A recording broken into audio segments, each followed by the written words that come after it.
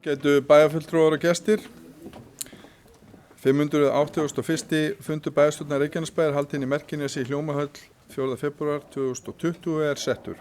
Mættir eru bæjarfulltrúarnir Friðjón Einarsson, Guðný Birna Guðmundsdóttir, Styrmir Gauti Fjellsteð, Díana Hilmarsdóttir, Guðbrandur Einarsson, Margrét Þórarinsdóttir, Gunnar Þórarinsson, Baldur Guðmundsson, Margrét Ólu Sanders og Anna Sigríður Jóhannesdóttir, ásamt bæjarstjóra Kjartani Má Kjartansinni og þeim sem hér stendur Jóhanni Friðriksinni. Nú á dagskráni hjá okkur í dag eru 5 mál, það er fundargerð bæjarráðs frá 23. og 30. janúar, fundargerð menningar og atvinnuráðs frá 20. janúar, 22. janúar, fundargerð barnaverndarnefndar frá 27. janúar, fundargerð íþrótt- og tómstundaráðs frá 28. janúar og 5. liður á dagskrá er endurgreiðslu hlutfall vegna réttindasafns Eftirlaunasjóðs Reykjanesbæjar. Fyrst tökum við á dagskrá fyrsta lið sem er fundargerð bæjarráðs frá 23. og 30. janúar og gefi orðið laust fundargerð bæjarráðs. Baldur Guðmundsson hefur kvað sér hljóðs. Velkomin í pontu, Baldur.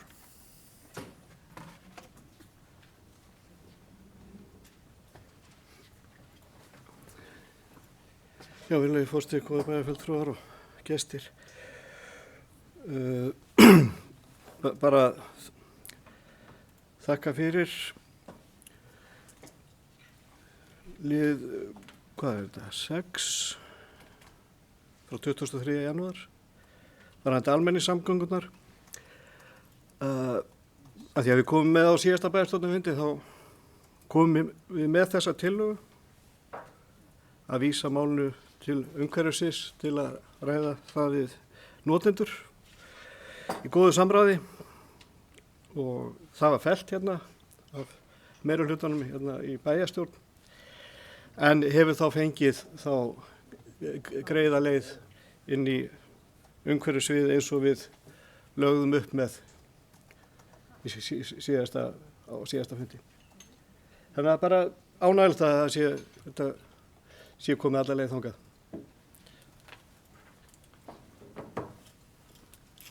Já, forseti langar að leiðrétta þennan misskilning sem ég held að hafi komið fram. Ef ég man rétt þá var málið ekki fellt í síðasta bæjarstjórnarfundi, heldur var meirihluti í bæjarstjórn fyrir því að vísa því í bæjarráð. Ef ég man rétt með 9 atkvæðum og þannig að málið hefur fengið þann farveg. Nú orðið er laust, fundargerð bæjarráðs. Friðjón Einarsson hefur kvað sér hljóðs.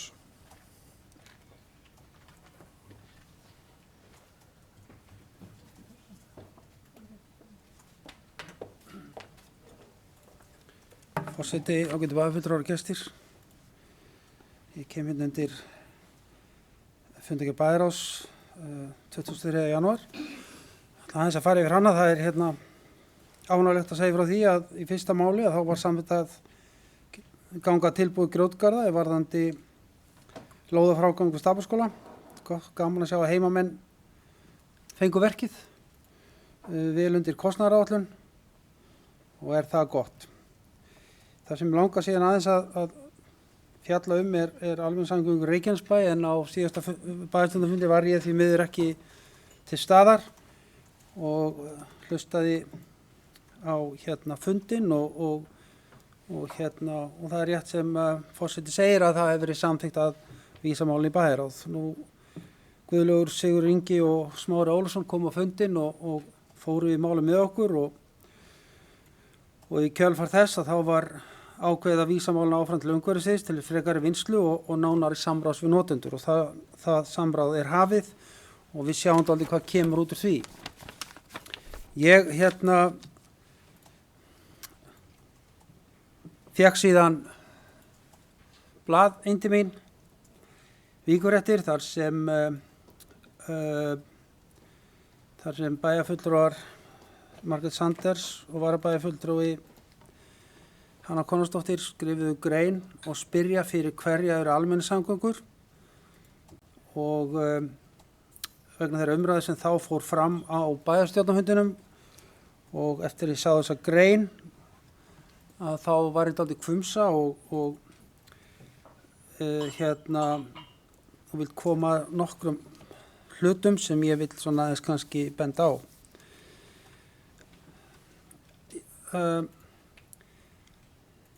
Ég held að enginn þurfa að velkast neitt með það að almenningssamgöngur eru eins og í orðanna hljóðan fyrir almenning og fyrir alla. Menn fara hátt í gagnrýni á kerfið og fyrst og fremst tala Fjölbrautaskóla Suðurnesja annars vegar og hins vegar inn í Njarðvík. Við viljum að þessi jafnræði í þessu kerfi hjá okkur og það kemur því aðeins óvart að menn skuli einblíma á eitt hverfi umfram önnur og var það einkennandi fyrir umræðan á síðasta bæjarstjórnarfundi. Fyrst langum aðeins að nefna Fjölbrautaskóla Suðurnesja en gamla kerfið sem var við lýði var þannig að eitt strætó fór fram hjá skólanum. Hinir strætóarnir tveir sem voru í gangi gerðu það ekki. Þannig að 2/3 nemenda úr bæjarfélaginu þurftu að skipta strætó eða labba frá Krossmóa sem flestir gerðu. Í því vil ég líka benda á að tímasetningar í Krossmóa, þessum strætóarnir mættust á sínu tíma fyrir breytingarnar, að sami tími er í dag og reyndar aðeins á undan áætlun í dag með við áður. Þannig að ég á miklum erfiðleikum með að átta mig á hverju óánægjan er svona mikil í FS. Ég hef fundað með stjórnendum Fjölbrautaskólans og það má segja það að þeirra hugmyndir eru kannski aðalega bundnar við það að gera breytingar á akstursleiðum í kringum skólan, hvort að ég breyta götum í einstefnu og líta dálítið mikið á að þetta kerfi sé bara til að þjóna Fjölbrautaskóla Suðurnesja, að það sé ekki hluti af stærri heild. Núna stoppar strætó, bæði sem að koma frá Njarðvík og koma úr Keflavík, 300 metra frá Fjölbrautaskólanum. Þannig að má segja svona í samanburði að þá eru 2/3 hluti nemenda sem nota strætó að fá betri þjónustu heldur en tíðan áður. Auk þess að strætó gengur náttúrulega mun lengur fram til kvöldi, sem er dálítið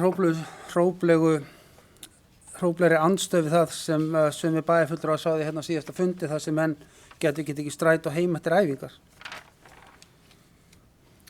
En það sem mér kemur mest óvart í þessari umræðu, að því við viljum auðvitað öll gera þetta vel, það er það að breytingarna sem við gerðum inn í Njarðvík gera það að verkum að það er sama sambærileg fjarlægð, gönguleið í því hverfi og í öðrum hverjum Reykjanesbæjar. Ég heyri engan bæjarfulltrúa tala um það af hverju menn þurfa að labba svona langt í strætó í Keflavík. Nú er ég búin að mæla og fá aðstoð við það og lengsta gönguleiðin í strætó er ekki inn í Njarðvík. Hún er í Ásahverfi. Það er enginn hérna í umræðinu sem ræðir Ásahverfi. Nemendur í Fjölbrautaskóla Suðurnesja sem búa við Heiðarbrún og Langholt er að labba 800 metra í skólan. Hafa ekki tök á að taka strætó nema að fara einhverja hjáleið. Mér finnst að við öll þurfum að reyna að rýna í þetta sem heildstætt kerfi. Það sama gildir fyrir alla. Ég veit að óánægjan í Njarðvík stafa fyrst og fremst að því að þeir höfðu sérstaklega góða þjónustu meðan strætóin keyrði þann ákveðna hring sem þá var. Það sama var upp á Téngurum fyrir nokkrum árum síðan þegar við breyttum strætókerfinu í Keflavík upp í Heiðarhverfi. Þar var keyrt svona ákveðin hringur sem við lögðum niður. Það var gríðarlega óánægja með það. En til lengdar þá gekk þetta upp. Við erum að reyna að búa til kerfi sem þjónar mörgum hagsmunum. Og ég fullyri það að þetta kerfi sem nú er búið að teikna upp, það má alveg laga einhverja hluti af því, ég er ekki að segja það, hugsanlega fjölga stoppustöðum öðru slíku, er hluti af stórri heild. Og hvort sem okkur líka betur að vera, þá verðum við að reyna aðlaga stofnanir okkar, opnunartíma, þjálfunartíma, danstíma, bardagatíma að strætókerfinu. Strætókerfi getur ekki aðlaga sig að einstökum aðilum sem að nýta þetta kerfi. Það bara ekki hægt. Og ætlast til þess ekki rétt. Á fundinu sem ég átti með fjölbrautaskólanum í morgun, að þá var allt annað upp á teningnum þar og þau hefði ekki gert sér grein fyrir því að við varum að þjóna mun fleiri nemendum en áður með strætó. Þeir gerast heldur ekki grein fyrir því hvernig þetta var áður og við vorum að koma á sama tíma í Krossmóa. Ég var hérna í morgun frá 7:30 til korter yfir 8 og fylgdist með allri umferð og ég gæti ekki séð annað en þetta gengi bara mjög vel. Fjarlægðin sem Keflvíkingar þurfa að ganga upp í kílómetr. Það hvarflar ekkert að neinum bæjarfulltrúa hérna að fara að hjálpa því fólki.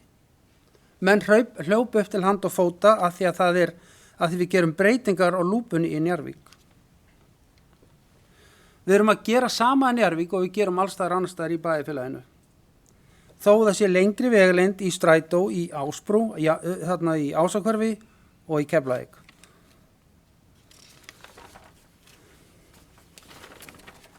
Eina fullyrðingunum sem sögðu að það öngþveiti við fjölbrautaskólann. Þetta var fullyrt hérna á bæjarstjórnarfundi og ég að velta fyrir mig hvernig getur verið öngþveiti þar þegar strætóin keyrir ekki að skólann. Hvernig hefur breytingin haft það áhrif að það öngþveiti við fjölbrautaskólann? Það algjör þversögn.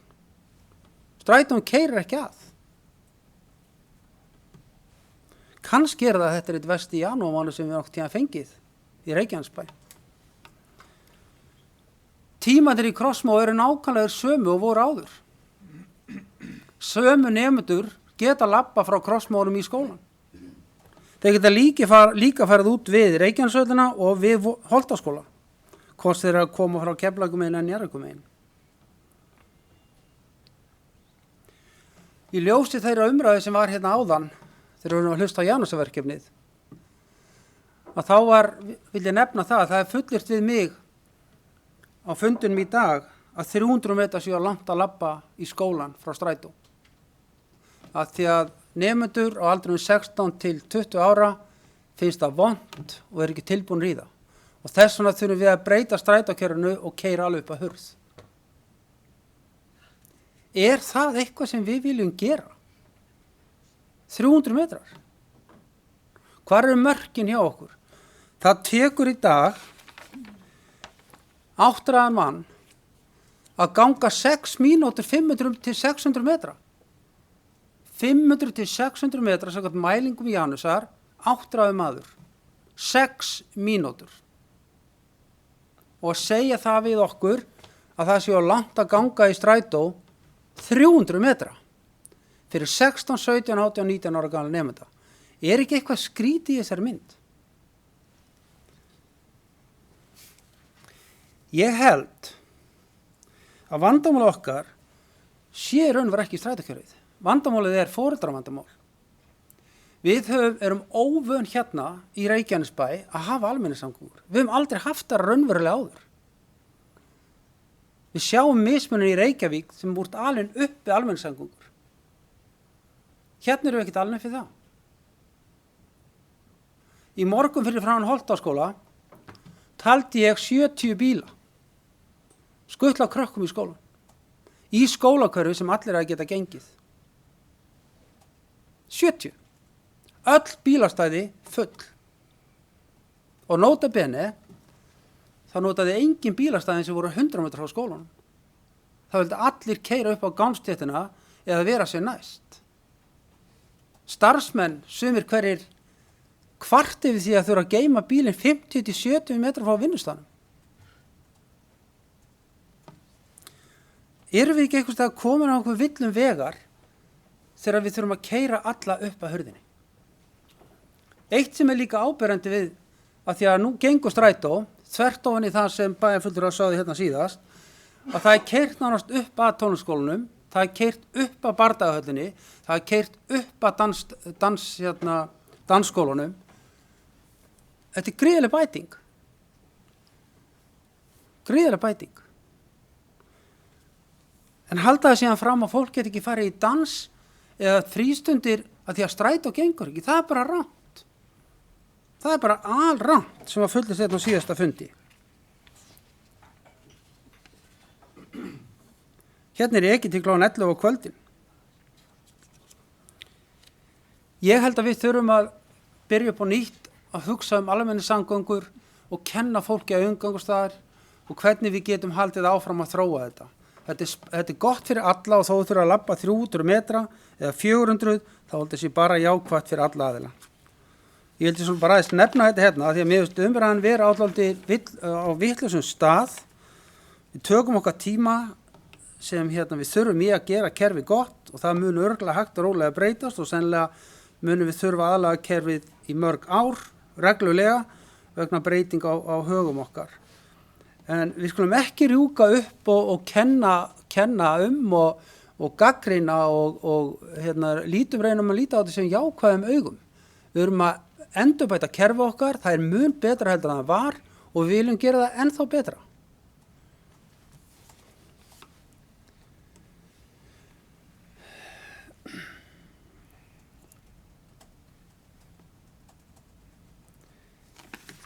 Takk.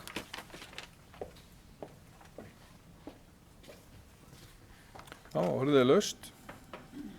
Fundargerðir bæjarráðs. Margrét Sandnes hefur kvatt sér hljós. Gjörðu svo vel, Margrét.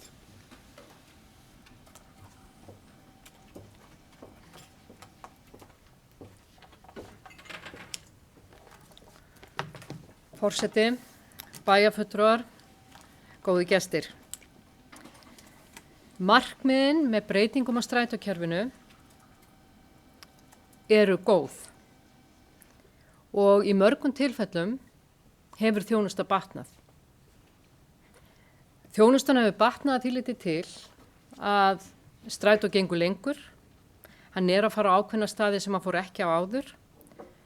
Í einhverjum tilfellum að þá henta tímasetningar væntanlega betur út á skiptistöðum og fleira.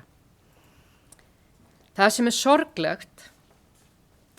sorglegt við þetta er að þegar að við öll hér inni, Friðjón meira segja eftir þessa ræðu, áður en hún var flutt, þá vildum við öll vel fyrir íbúana. Við vildum ekki endilega að þetta yrði verra af því að einhverjir aðrir hafa það verra, en einhverjir aðrir þurfa að ganga, heldur vildum við öll bæta. Og það var bara mjög gott og við vitum öll hérna inni líka að við höfum ekki verið að leggja mikla fjármuni í almenningssamgöngur og við höfum einmitt talað það að væntanlega þurfum við að gera betur. Þegar við erum að tala að gera betur, þá vitum við líka að við þurfum meiri greiningavinnu. Og við vitum líka að það eru ansi margir hlutir sem að koma í ljós núna sem að þarf að laga. Og ef að það eru hverfi, einhvers staðar annar staðar, sem að er verið að benda á að enginn hefur talað það og þetta sé bara populismi væntanlega, að því að við nefndum ekki Ásbrú eða einhverja aðra, að ég tel að við ættum að horfa til þess þá. Það er greiningavinna. En það sem er sorglegt í þessu öllu er að þegar að verið að ræða þetta, þá er verið að vísa málin í bæjarráð og hvað gerist í bæjarráði? Það koma sérfræðingar og það koma fulltrúar sem þekkja kerfið út og inn og er alltaf að ræða við okkur. Við erum að biðja að ræða við þá sem eru óánægðir og við lögðum ekki einu sinni til breytingar síðast, vil ég athuga það. Við lögðum ekki í tillögum okkar til neina breytingar vegna þess að við töldum okkur bara ekki vera í stakk búin til þess að tala breytingar. Aftur á móti höfum við talað mikið við aðila sem hafa lýst mestri óánægju með kerfið, annars vegar hluta innrakverfinu og hins vegar Fjölbrautaskóla Suðurnesja. Og þegar við erum að tala að fólkið í innrakverfi og það var á þessum fína fundi sem að við fengum fullt af upplýsingum, að þá var verið að tala um að krakkarnir sem að voru við Dalsbrautina eða þar sem að það var áður stoppað við Stapabraut, að þau þurftu að ganga 800-900 metrar og það væri nú ekki langt að næstu stoppistöð. Það er ekki saman að jafna að þurfa að ganga stoppistöð, bíða þar, taka strætó og fara síðan á áfangastað og jafnvel ganga hluta eða bara ganga beint heima frá sér og á áfangastað. Það er bara ekki saman að jafna.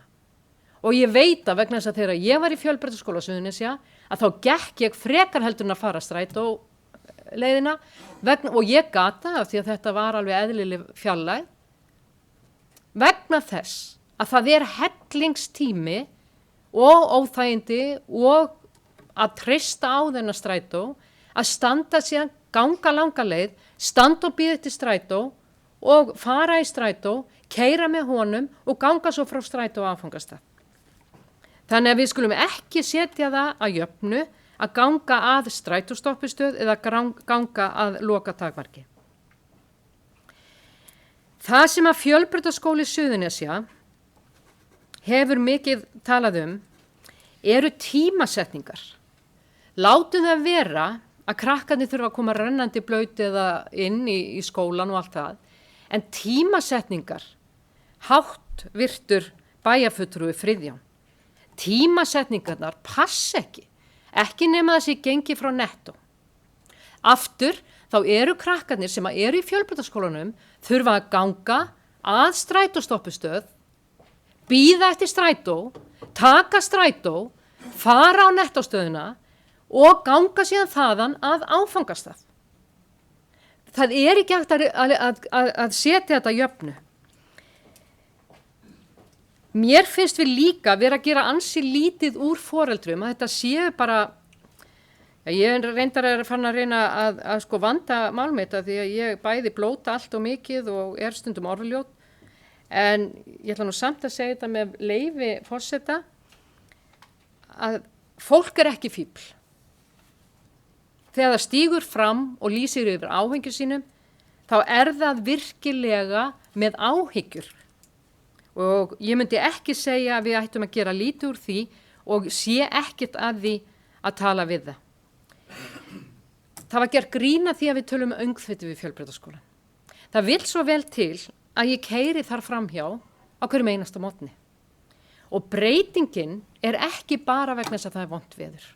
Breytingin og það segja aðilar sem starfa í Fjölbrautaskóla Suðurnesja, að megin breytingin að foreldrar að skuttla börnunum í skólan eða að þau fá lánaðan bíl og einhvern heimilisbíl. Það miklu meiri umferð við skólan. Ég veit það ekki. Ég sé að það ansi mikið af bílum, en þetta fullir það starfsmenn skólans og Friðjón, eftir að hafa heyrt í þeim, þá þetta greinilega misskilningur allir ánægðir í Fjölbrautaskólanum, eða ég veit ekki hvernig á að skilja það sem að Friðjón fór yfir áðan. Ég og við í minnihlutanum vorum að vonast eftir og ég tel sviðstjóra umhverfis- og skipulagssvið vera akkurat að gera það sem að við vorum að vonast eftir með því að kalla fulltrúa þeirra hópa sem komu með athugasemdir á fund og tala við þá. Eitthvað að því? Eitthvað að því að kalla fólk til skrafsóla ráðagjörur og finna lausnir? Og ég hefði viljað sjá það gert líka fyrir Fjölbrautaskólann fyrr. Ég búin að vera í það miklum samskiptum Fjölbrautaskólann að allavega síðast þegar ég talaði við þau sem var á mánudag eða þriðjudag, það var ekki búið að því, en ég bara reikna með því að þetta komið í farveg. Auðvitað viljum við láta þetta ganga hraðar. Og ég veit að við erum ekki að finna lausnina núna vegna þess að Fjölbrautaskóli Suðurnesja getur ekki breytt tímasetningu sínu núna þegar önnin byrjuð. En það eina sem við erum að biðja og við höfum ekki lagt neina tillögu varðandi breytingar á strætóleiðum, við erum bara að biðja ykkur að koma með okkur í lið og auka samráð við íbúa. Hversu flókið það?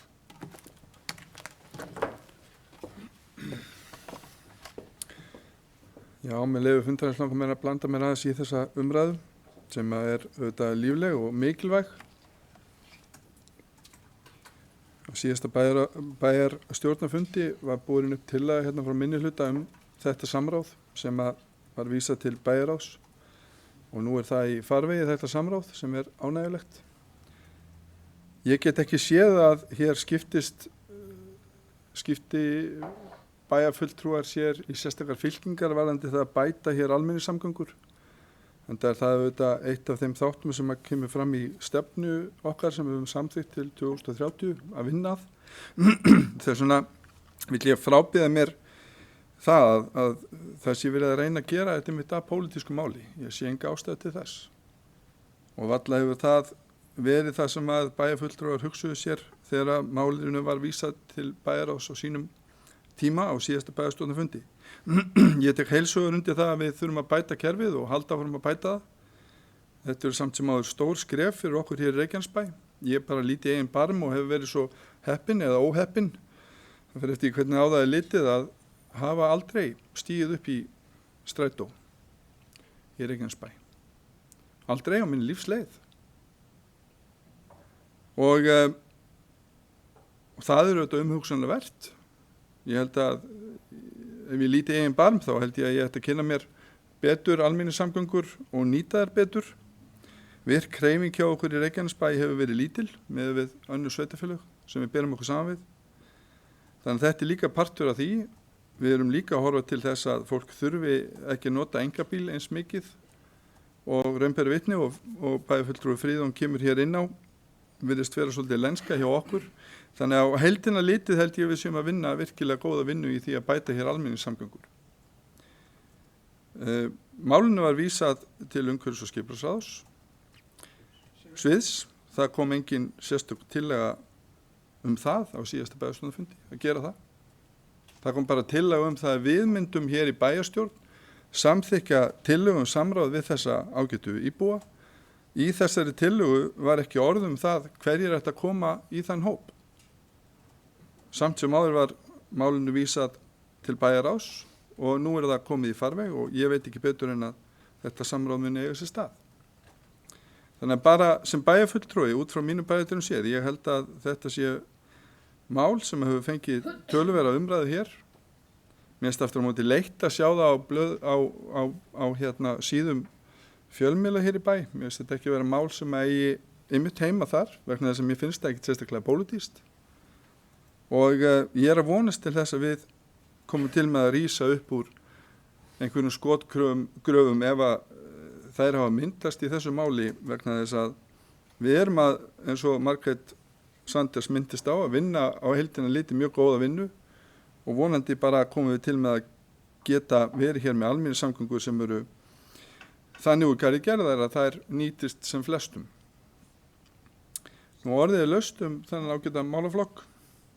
Friðjón Einarsson hefur kvatt sér hljóðski, svo vel Friðjón.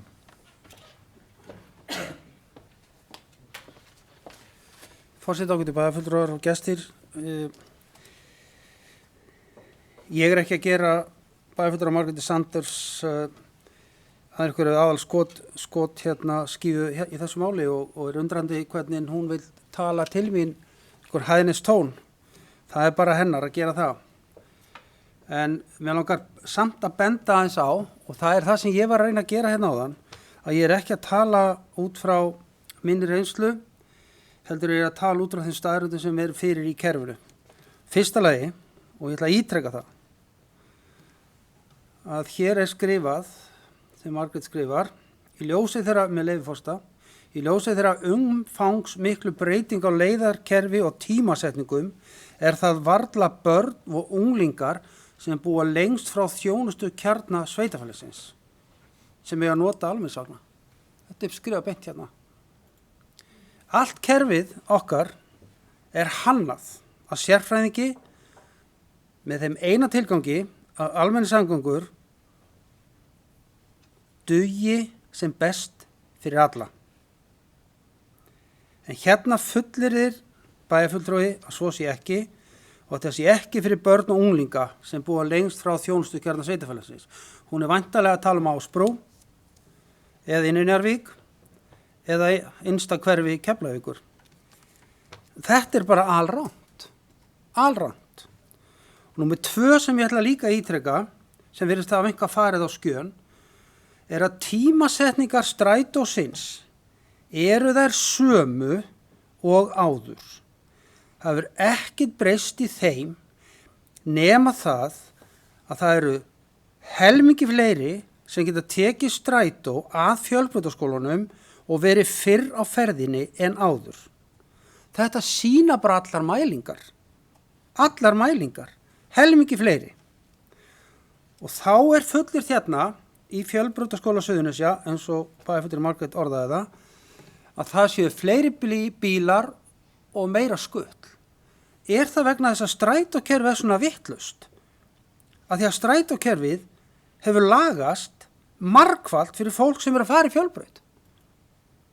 Það eru 2 stoppustöðar núna í stað 1 áður og það kemur úr 2 áttum að skólanum sem var 1 átt áður. Ég get bara ómögulega sé það sem Margrét og fjölbrautaskólinn, eins og hún fullyrðir, sé að segja. Það bara stenst ekki neina skoðun. Það bara þannig. Og ég hvet bæjarfulltrúa að skoða þetta betur. Strætóin sem stoppa fyrir Reykjanesvöllina stoppa þar 8:01. Það á undan en var áður. Svo fullyrðið þið að þetta sé allt rangt. Þið þurfa að skoða kerfi betur en þetta ekki rétt hjá okkur. Og ég ekki að gera lítið úr einum eða neinum.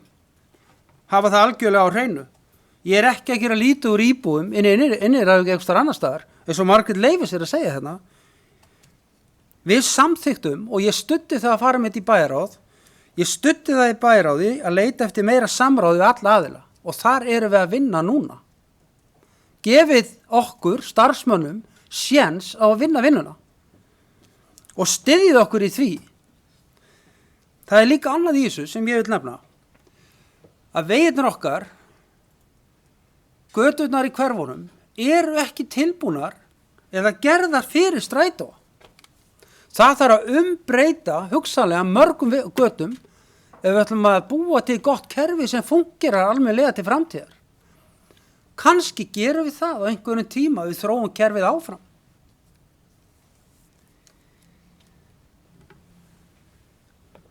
Mér finnst að við eigum að gefa þeim sem að vinna við þetta tíma til að skoða þetta og það að einhver hafi tilfinningu verið því að séu fleiri bílar sem að skuttla, það gefi lítið fyrir. Það getur vel verið út af veðri að það sé gert. En hvernig getur maður fullir svona þegar tímasetningar og strætóferðir sína það að það er fjölgun og betri þjónusta? Ég bara skil ekki svona fulleringar. Ég bara skil það ekki. Nógu bili, takk.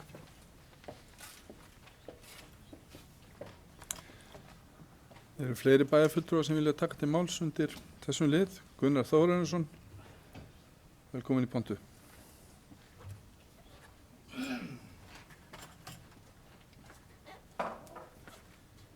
Virðulegi forseti, bæjarfulltrúar og gestir. Við löndum oft í því að vera að bera saman epli og appelsínur. Og þetta er nákvæmlega dæmi um það. Áður en þessi svokölluðu almenningssamgöngur komu inn í spilið, þá vorum við með skólabíla sem að keyrðu nemendur ýmist í skólana sem að við stöndum fyrir eða upp í Fjölbraut. Og þar hefur auðvitað orðið breyting á. Það er bara ekki hægt að bera þetta saman við það sem var fyrir þetta fólk. Og það er auðvitað megin málið að þetta er stóri hópurinn sem notar almenningssamgöngur og þess vegna þurfum við bara að laga þetta einfalt.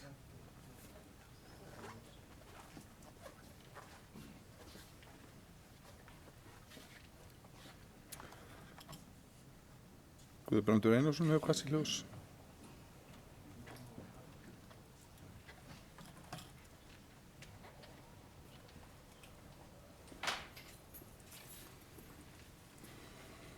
Vilja fórstu ágættu bæjarfulltrúar.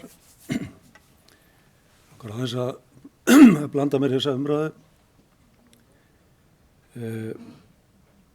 Þó að ég hafi enga sérstakann áhuga á því á þessu tímapunkti, en ég tel sér samt nauðsynlegt að ég lýsi mínum skoðunum á þessum tímapunkti.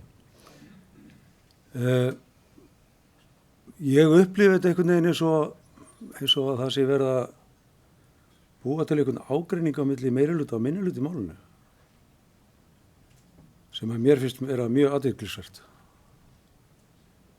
Vegna þess að við erum búin að vera að þreifa á þessu í örugglega meira en ár á þessum breytingum. Hvernig við gætum nýtt þau fjármuni sem við höfum til þess að bæta kerfið okkar, og við höfum líka verið að velta fyrir okkur hvað þurfum við að eyða miklum fjármunum í það að fjölga vögnum á leiðinni. Og þetta búið að fara á milli okkar oft og mörgum sinnum. Við fengum til okkar einhver sérfræðinga til þess að ræða þetta við okkur, og úr því var meðal annars haldinn íbúafundur, svo að hér sé nú nefnt samráð sem að við erum ásökuð fyrir að hafa ekki haft. Ég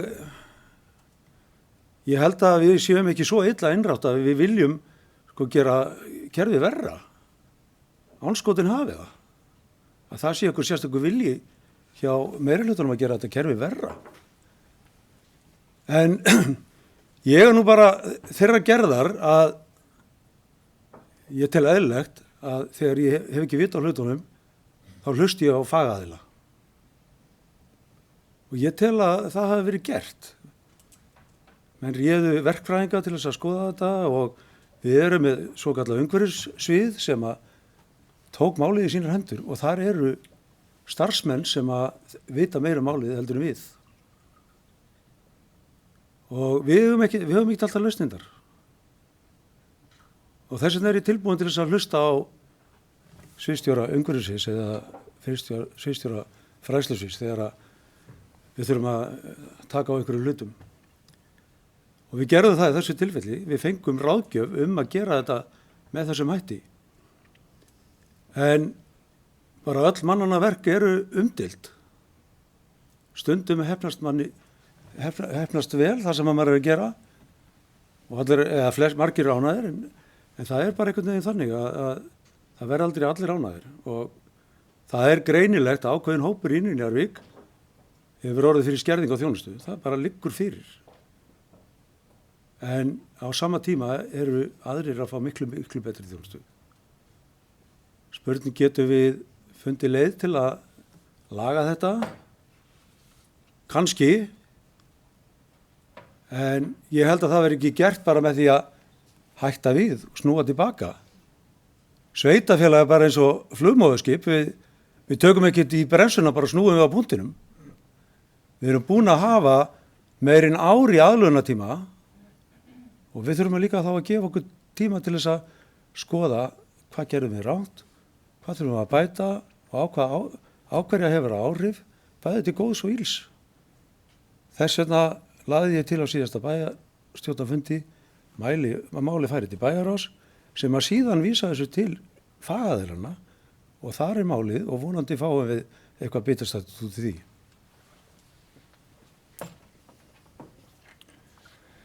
Já, ég ætla að biðja bæjarfulltrúa að gæta orða sinna í pontu.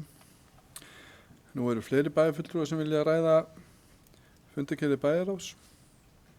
Svo er ekki, það mun vera Anna Sigríður Jónasdóttir. Velkomin í pontu. Forseti, bæjarfulltrúar, gestir, ég ætla bara rétt að blanda mér í þessu umræðu.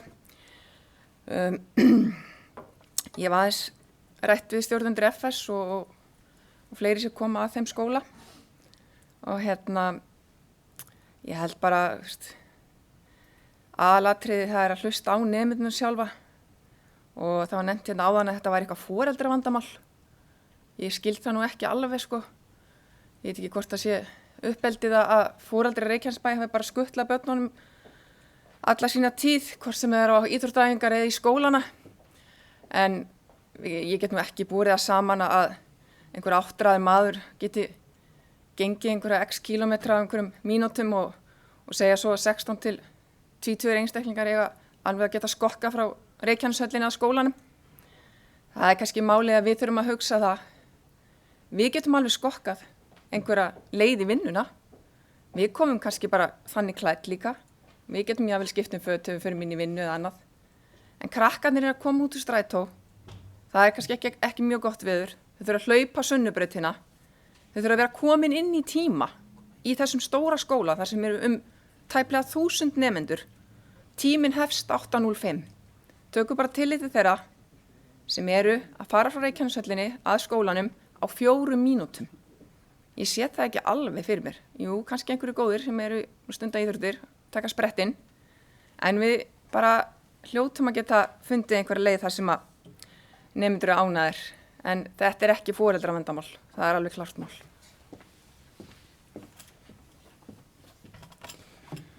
Já, eru fleiri sem vilja taka til máls þessum lið? Ef svo er ekki, þá ætla ég að bera fundargerð bæjarráðs frá 23. og 30. janúar til fundin til samþykktar. Þeir sem geta samþykkt fundargerðina, vinsilega skeiða merki. Og hún er samþykkt 11:0. Næst tökum við að ræða fundargerð menningar og atvinnuráðs frá 20. og 2. janúar og orðið er laust.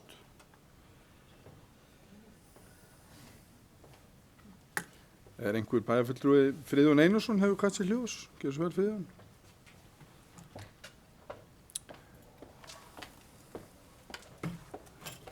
Ágætu bæjarfulltrúar, mér langar að koma hérna aðeins undir fundargerð menningar og atvinnuráðs.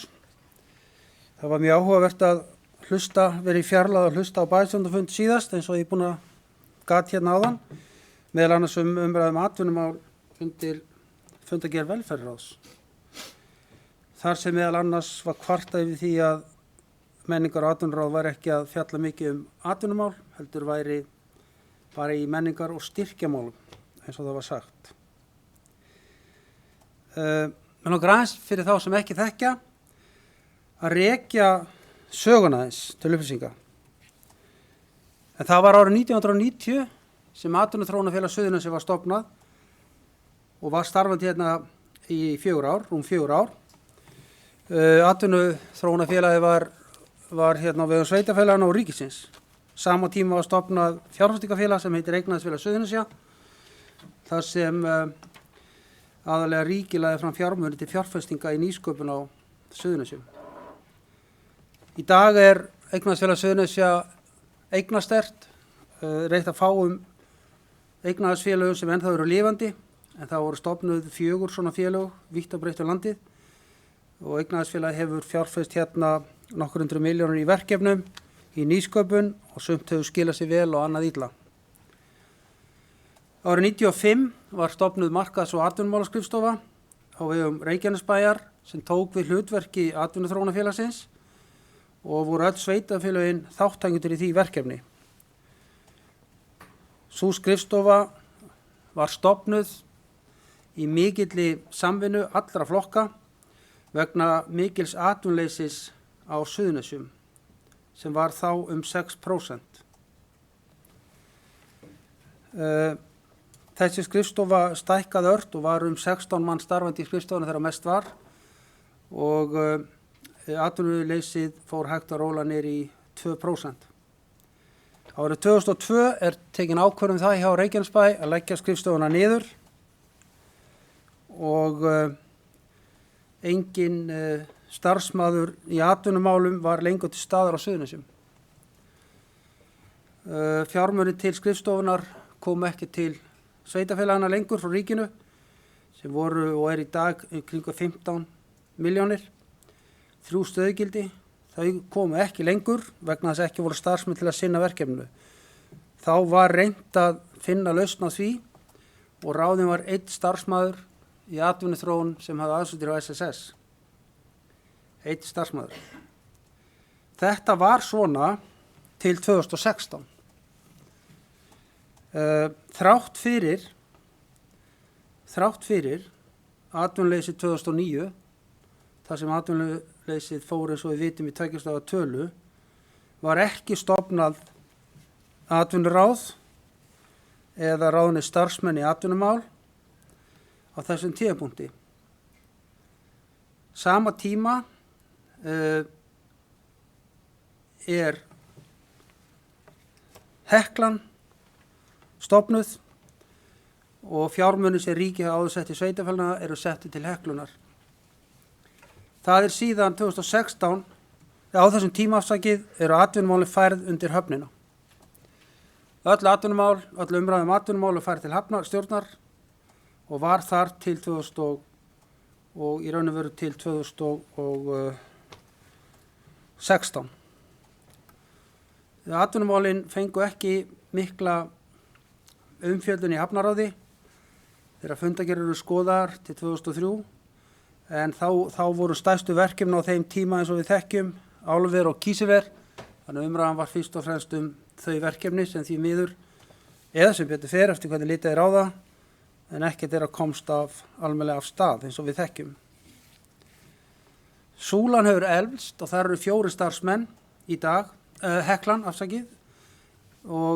stjórn Heklunar er skipað fulltrúum sveitarfélagana.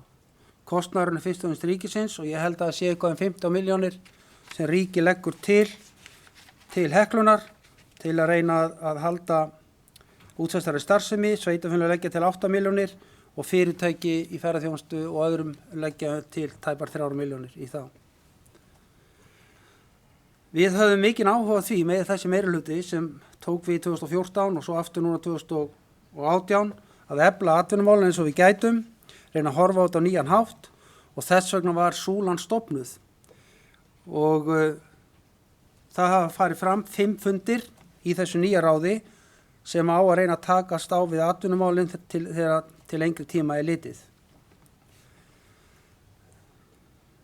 Það fyrsta sem reynt var að gera var að átta sig á stöðunni okkur, hvernig hún væri, hvernig við gætum komið til móts við fyrirtæki, hvatt fólk til þess að stofna fyrirtæki og fara í atvinnurekstur. Eitt sem nú þegar hefur verið gert er það að búið að lækka fasteignagjöld á atvinnuhúsnæði. Eitt fárra sveitarfélag á Íslandi sem hefur gert það. Það er ódýrara að leigja og kaupa innanhúsnæði hérna heldur en öllu höfuðborgarsvæðinu. Það er lægri gjöld á húsnæðinu líka. Lægri gjöld. Þannig að það ætti ekki að stoppa einhvern að koma hinga til okkar út af gjöldunum, það er ljóst. Aftur á móti er ekkert einfalt mál að búa til atvinnu. Það hafa þeir sem reynt hafa það, vita þeir sem reynt hafa að það er bara mjög erfitt. Það þarf mikið frumkvæði, það þarf mikla tengingar og það þarf að safna saman hópum og fólki til að svo sé hægt.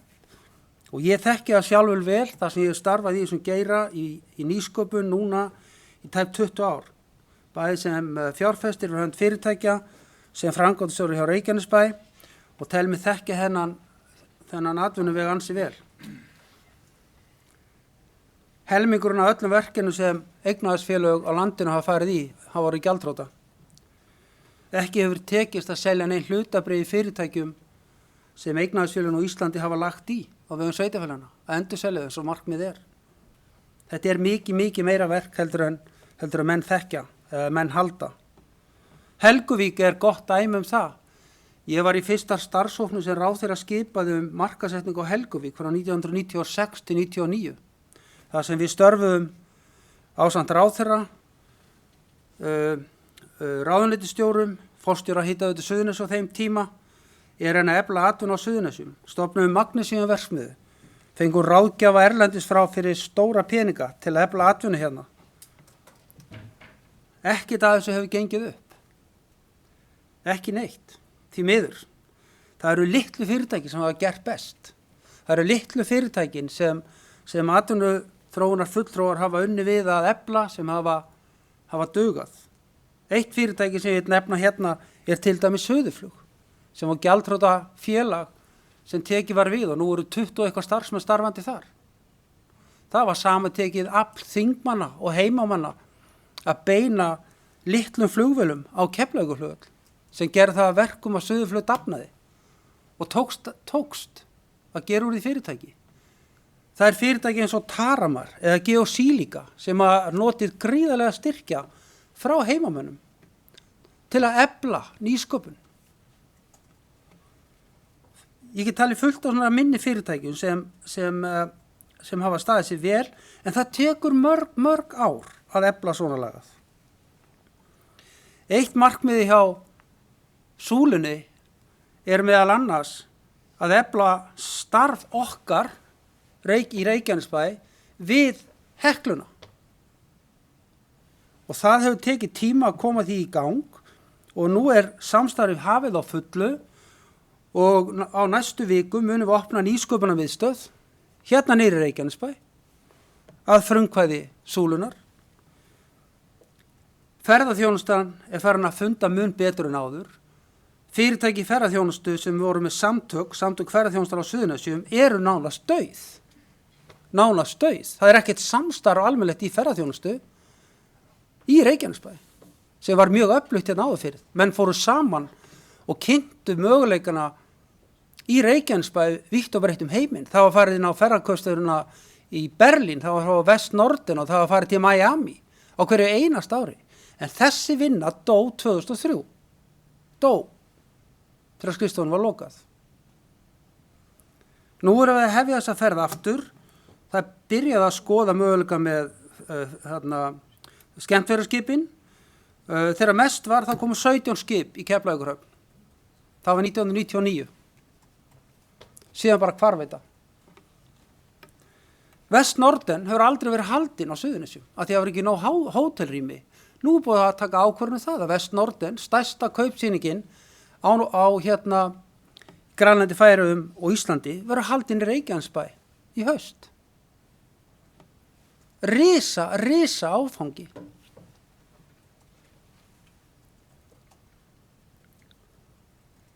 Súlan vinnur með hafnarstjórn að efla atvinnulífi kringum höfnina. Það fullt af viðræðum í gangi við fyrirtæki og stofnanir möguleika að efla höfnin okkar. Þannig hún getur staðið undir þeim greiðslum þeim lánum sem þar eru. Það starfi koma á flegi ferð. Það fullt af góðum verkefnum sem við erum að reyna að tengja saman. Helst vildi ég sjá það að Súlan væri miðstöð allra þeirra sem koma til Reykjanesbæjar, allir þingmenn að þeir komi í Súluna að fá sér kaffi. Að við getum tengt Súluna við stjórnsýsluna, við alþingismenn. Við verðum að fá einhverja svoleiðis tengingu. Það sýnir sig í haust þegar við fundum með ferðamálaráðherra, þá kom 0,1%, ég ætla að segja þetta aftur, 0,1% af styrkjum í ferðaþjónustu komið til Suðurnesjana. Það var ekki nóg það var fullt af umsóknum, en við fengum 0,1%. Og ráðherra vildi ekki trúa þessu. En þetta rétt. Við fengum 0,1% í styrki til ferðaþjónustu á Suðurnesjum. Það eitthvað í systeminu sem gerir það að verkum. Okkur hefur ekki tekist að sannfæra ríkisstjórn, ráðuneyti nauðsyn þess að efla atvinnulíf á Suðurnesjum. Hérna 9% atvinnuleysi. Við þekkjum öll söguna álverið og Helguvík, fjárfestingar í Helguvík. Meðan að Húsavík fær marga milljarða, þá fáum við örfáar milljónir. Þetta stórt fjall að klífa og við þurfum að styðja okkar fólki að berjast í þessu til að efla atvinnuþróun á Suðurnesjum. Hún felst ekki í því að mínu mati að lækka fasteignagjöld. Alls ekki. Það minnstu hlutin. Ef einhver vill stofna fyrirtæki á Suðurnesjum, þá þarf hann að geta séð þessi grundvöllur fyrir því. Það snýst ekki fasteignagjöldin.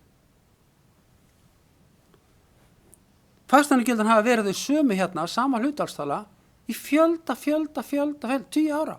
Fyrr en núna, síðan við lækkum það núna 1. janúar. Það fyrsta skipti sem fasteignagjöld lækka. Og ef menn skoða samanburð fasteignagjöldum atvinnufyrirtækja, þá kemur bara ljós að við erum að nálgast það besta.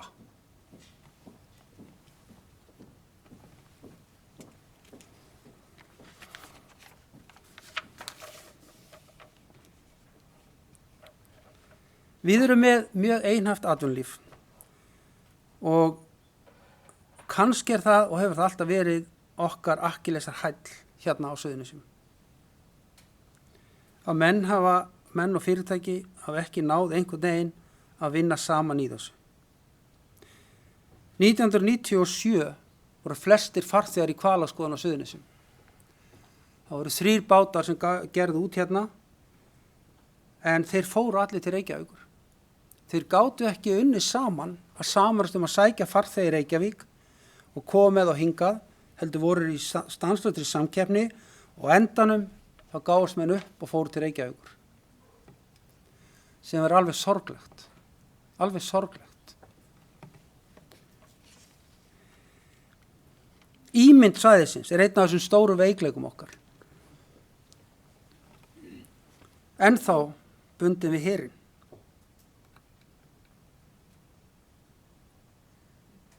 Við þurfum að vera samhendi að vinna í þessum atvinnumálum, koma hlutunum einhvern veginn þannig að menn komi til okkar og vinni með okkur. Hérna áður fyrr man ég vel eftir því að ég sat alltaf 1 dag í viku í þinginu til að hitta þingmenn þegar ég var að vinna í atvinnumálum fyrir Reykjanesbæ. Það var bara nauðsynlegt til að geta sagt hvað var að gerast. Við varum að sækja styrk hér og styrk þar og við varum að selja frystihús og dittin og dattin. Þess vegna kom Bakkavör til okkar hérna á Suðurnesjum. Stofnaði fyrirtæki hérna og var með 60 manns í vinnu á tímabili. Við þurfum eitthvað svona. Við þurfum að liggja í þeim sem ráða fjármagninu. Þetta er ekki eitt starfsmaður í okkur í atvinnuþróun sem gerir þetta. Við gerum þetta saman. Við erum brothætt byggð, við erum vaxtarsvæði, við erum allt umkring í þessu.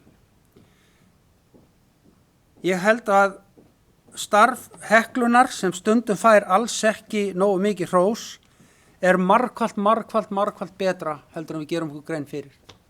Við styrkjum atvinnulíf og menningu, að því að atvinnulíf er mikið meira bara heldur en vinna, það tengist auðvitað menningu og ferðaþjónustu almennt. Samfélagsábyrgð fyrirtækja er mjög léleg á mörgu leyti hérna hjá okkur. Stærstu fyrirtækin leggja ekkert í þetta, leggja mjög litla peninga í atvinnulífið til að þróa önnur verkefni. Því miður. Það er svona að fyndi hvernig förum alltaf í stríð við hvort annað. Bláa lónið keypti sér bát til að fara í hvalaskoðun móti hinu 3 fyrirtækin sem voru í því. Bláa lónið keyrir sínar eigin rútur, vinnur ekki með hinu rútufyrirtækinum. Það vantar eitthvað svona samstarf hjá okkur þar sem menn geta unnið þetta betur saman. Nú er verið búið að vinna greiningu á helstu áfangastöðum á Reykjanesi sem eru 34 sem á að kynna síðan á Vest Norden og að fara í kynningu erlendis. Og ég vonast til þess að við getum elt það verulega að menn verði hérna lengur hjá okkur, að því það er atvinnumál. Og bara til að gefa ykkur sem dæmi að nýtingin er best á Íslandi í hótelum á Suðurnesjum. 80% nýting á hótelum. En meðaltalið sem hver gestur er ekki nema 2 dagar, þannig að hann eyðir ekki miklum peningu hérna. Það vantar afþreyingu. Það vantar einhver afþreyingu sem fólk vil sjá. Það vantar ekki söfn. Útlendingar eru ekki að fara í dúsafnið. Mjög lítið að fara þangað. Þeir finnst húsið fallegt en þeir eru ekki að fara inn til að borga. Það fer ekki inn til að borga. Og Víkingasafnið, eins og það hefur gengið þokkalega síðust ár, þá er fólk ekki að kaupa sér inn nema þegar að kaupa sér að borða. Það er ekki að kaupa sér inn til að sjá safnið. Þetta er risaverkefni hjá okkur og við munum klára þetta og einn eða annan hátt munum við gera það. Og ég hvet ykkur til þess að skoða gögn sem eru í gáttinni sem þið hafi aðgang að hjá SSS. Það er búið að vinna mikla vinnu þar og nú er fundar súlan vikulega með Heklunni til að vinna meira saman, til að reyna að ná utanum þessi verkefni. En það er Heklunni ætlað að vera leiðandafl í uppbyggingu atvinnu og þróunar á Suðurnesjum. Með leyfi forseta að markmiðið er auðvitað fjölga atvinnutækifærum, efla hagvöxt, auka fjölbreytileika, skapa hagstæð skilyrði fyrir ný verkefni og tækifæri. 450 milljónum hafa komið í svæðið í atvinnuþróun frá 2015 til 2019 í gegnum sóknaráætlun Suðurnesja. Ofan í þetta hefur eignaðisfélagið fjárfest 150 milljónum í ný verkefni. Þetta er mjög spennandi málaflokkur, hann er erfiður og ég vona bara að okkur takist til þess að vinna saman í þessu og horfa til framtíðar. Það veitir ekki af. Takk. Já, með leyfi fundarins langar mig aðeins að segja að þetta er nú einhver besta yfirferð sem ég hef heyrt lengi atvinnumál á Suðurnesjum, enda bæjarfulltrúi Friðjón Einarsson búinn að vinna í þessi langan tíma. En hann myndist aðeins á Bláalóni og ég eiginlega get ekki annað en komið aðeins inn á það. Í fjölda mörg ár barðist Bláalóni í bökkum. Mörgum bæjarbúum og þeim sem að aðkomu fannst nóg en það var tap á því félagi lengst af. Ár eftir ár kom þetta félag á hnjánum til Hitaveitu Suðurnesja eða bæjarsjóðs eða einhverja tengdra aðila og fengu peninga skattgreiðenda til þess að halda ævintýrinu gangandi. Vegna þess að fólk hafði trú á því að það væri hægt að búa til ferðamannastað úr náttúruperlusöðu sumir. Það eru sögðu bara umhverfisslys. Þetta er bara umhverfisslys sem að lekur út úr Svartsengi. Það loka þessu, sögðu margir. Ég man sérstaklega vel eftir því að í einu tilvikinu þá var það bara kosningamál hjá einu frambjóðanda. Ég man ekki hvort það var fyrir, ég held að það hefði nú verið eftir sameiningu að hætta að setja pening í Bláalónið. Betur fer var nú ekki mikið margt tekið á því. En ástæðan fyrir því ég er að segja þetta er það að það tekur langan tíma að byggja upp atvinnustarfsemi.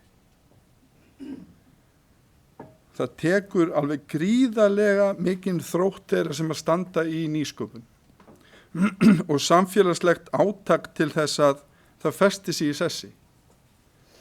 Og bæjarfulltrúi Friðjón myndist meðal annars á þessi fyrirtæki sem að eru núna vonandi að festa sig í sessi á Ásbrú sem að hafa fengið verulega aðstoð til að mynda frá Heklunni í ráðgjöf og þeim sjóðum sem að þó er hægt að sækja í hér á svæðinu til þess að móta og skapa tækifæri. Og ég er bara verð að koma aðeins inn á þetta vegna þess að sjálfur hef ég fylgst með þessum fyrirtækjum, sérstaklega Geosilika, sem að ég bara veit að hefur bara þurft að gangi gegnum mjög erfiða tíma. En það er einmitt þá sem að er algjörlega nauðsynlegt að þessi fyrirtæki fái stuðning. Vegna þess að ég held að ég fari rétt með að 80% af öllum kennitölum og fyrirtækjum sem stofnaðir eru á Íslandi eru annarkvort sameinaðar, óvirkar eða hafa farið á hausinn innan 2 ára. En sem betur fer, þá leggjum við ekki árar í bát. Sumt gengur, annað ekki. Ég hef oft velt fyrir mig styrkjakerfinu líka sem við erum með hérna á Íslandi. Ég hef smávægilega reynslu að styrkjakerfi erlendis og ég hef aldrei skilið íslenskt styrkjakerfi. Þar sækja menn styrk, óskipti því að fá, segjum, 2 milljónir styrk fyrir einhverju verkefni og síðan fær þetta ágæta fólk kannski 500.000 af því. Erlend styrkjakerfi er ekki svona. Þú leggur fram plönum hvað þú ætlar að gera við peningin og hvernig þú ætlar að skila upplýsingum af þér hvernig þú ætlar að nota hann og hvað þú ætlast til að fá út úr því og svo bara annarkvort færðu þann pening eða ekki. Þér er annarkvort bara hafnað eða þú færð styrkin. Þú færð ekki bara 1/4 af styrknum. Hvað ætlar að gera við það? Svo fara menn á stað. Já, þetta er frábært, ég fekk hérna styrk. Mér var reynd að vantaði 2 milljónir en nú er ég með 500.000. Hvar á ég að fá restina?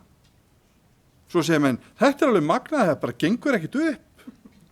Nei, það var verið að biðja um 2 milljónir. Þetta er bara galin hugmynd. Og ég segi það að þegar ég sótti á sínum tíma stuðning til Heklunar og fékk, þá var það ekki síst, kannski ekki í formi fjármagns, heldur miklu frekar bara benda mér á þær leiðir sem eru færar. og það nýttist mér mjög vel og ég veit að það hefur nýst mjög vel og ég fagna virkilega þessu frumkvæði sem að nú komið fram, enda það einmitt á tímum sem þessum þegar atvinnuleysi eykst sem að við eigum að vera tilbúin til þess að ýta af stað nýsköpunarverkefnum og tengja alla þessa aðila saman. Þannig að ég bara gæti ekki orða bundist eftir þessa góðu yfirferð Friðjóns Einarssonar. Orðið laust fundargerðir, gerð menningar og atvinnulífs. Afsakið, Baldur Guðmundsson var búinn að biðja orðið, gerð svo vel Baldur.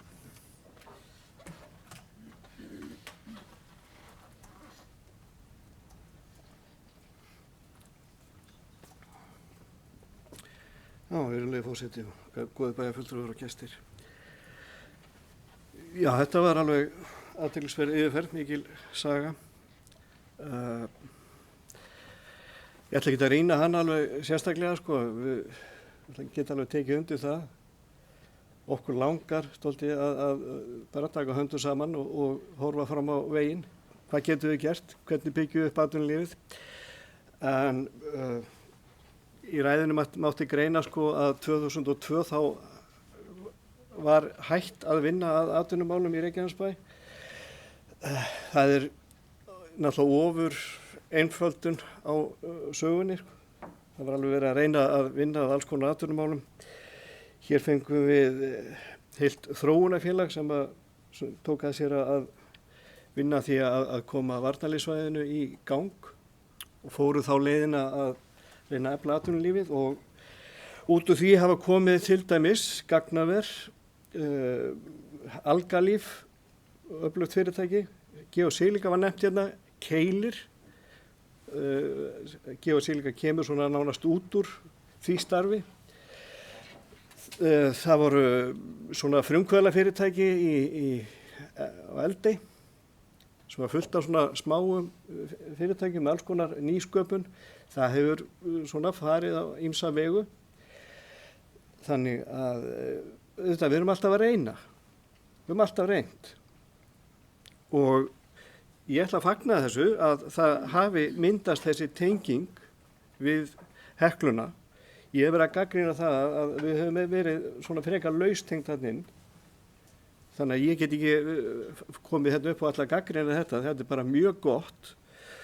Og þessi sóknaráætlun sem fer af stað þarna 2015, þetta svona dálítið vannýtt tækifæri og hvað sem veldur því að það fer svona lítill peningur hingað í alls konar verkefni, það að hluta til bara okkur að kenna.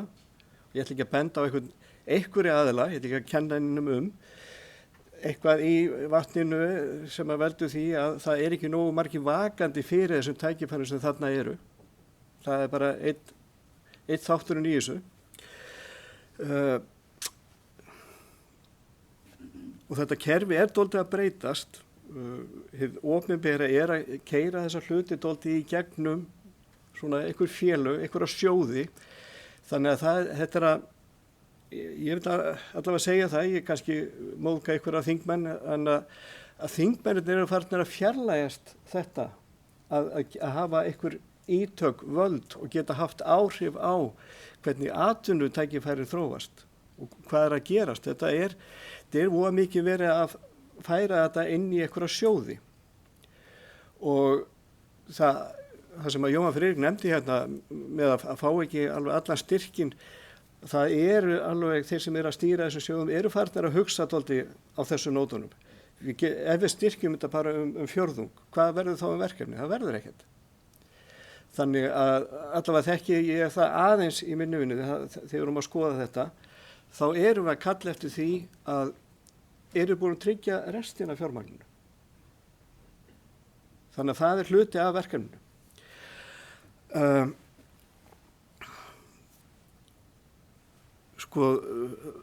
Atvinnuþróun hefur hjá Reykjanesbæ hafa litið dálítið til hafnarinnar og þetta bara sorgarsaga. Þetta Helguvíkur ævintýri, allt saman, hvenær sem það byrjaði, hvenær sem við viljum rekja það.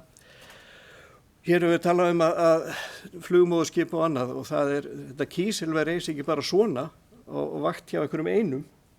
það var alveg hópur fólk sem koma að þessu. Það eru fjárfestar, það eru alls konar stofnanir, skipulags, umhverfis og ég veit hvað, það kom allir að þessu og þetta er búið að taka sko fleiri ár.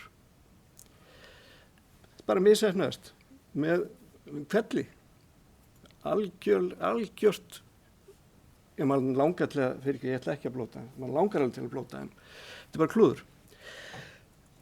Þannig að við styðjum það auðvitað og viljum veg súlunar sem mestan, viljum taka þátt í því að efla atvinnustarfsemi hérna og vonandi tekst okkur það að fara ekki í fleiri svona, að vinna aðverkunu á þess að fara í frekari söguskýringar. Við erum að taka stöðun eins og hún er núna og það er búið að setja þessa súlu í gang og við viljum að hún einbeiti sér sem mest að því að efla atvinnu hérna á svæðinu, vinni vel með Heklunni, því það er þetta verkfæri sem að okkur er fært frá hinu opinbera.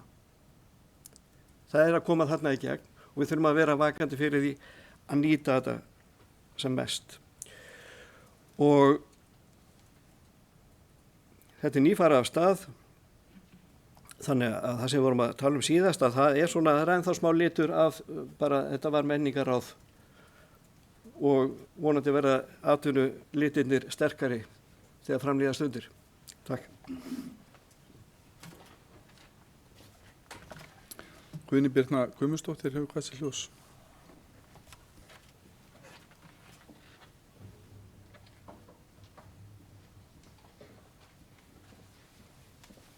Kæri forseti, bæjarfulltrúar og gestir. Mér langar að koma upp og ræða aðeins liðin sem varðar Hvassahraun. Ég þreytist nú sjaldan að ræða þennan fyrirhuga flugvöll og langar aðeins að renna yfir, hann kom með rosalega góða punkta við Rögnu-skýrsluna Sigurgestur Guðlaugsson sem er verkefnastjóri viðskiptaþróunar hjá okkur.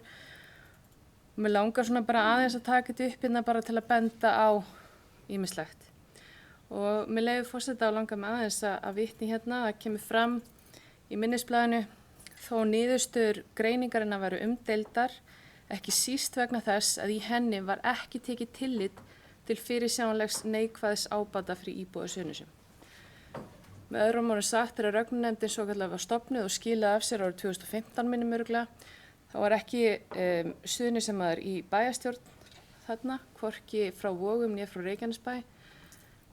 Nýja bæjarstjóra, það var satt þarna einn fulltrúi frá Isavia, einn frá Icelandair, einn frá Wow heitnum, aðstofamaður ráðherra og Dagur B. Eggertsson borgarstjóri.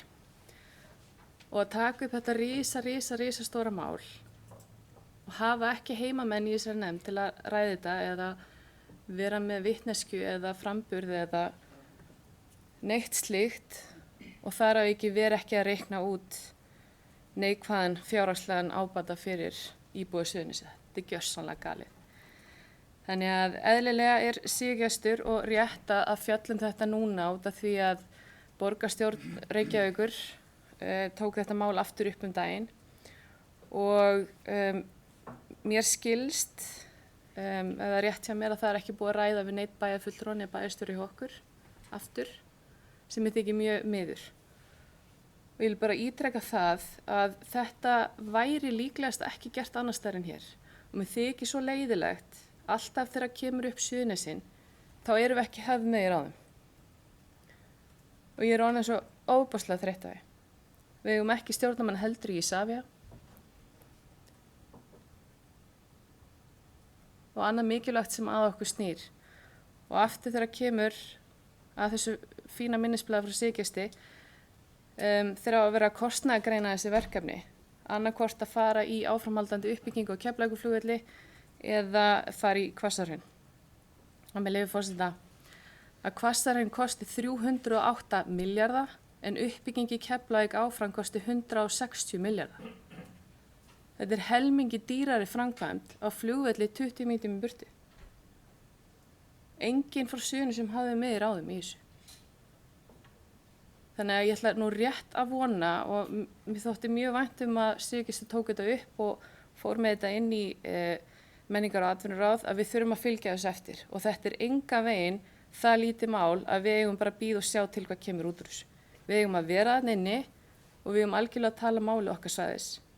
Það sama veðurfar í Keflavík og í Hvassahrauni.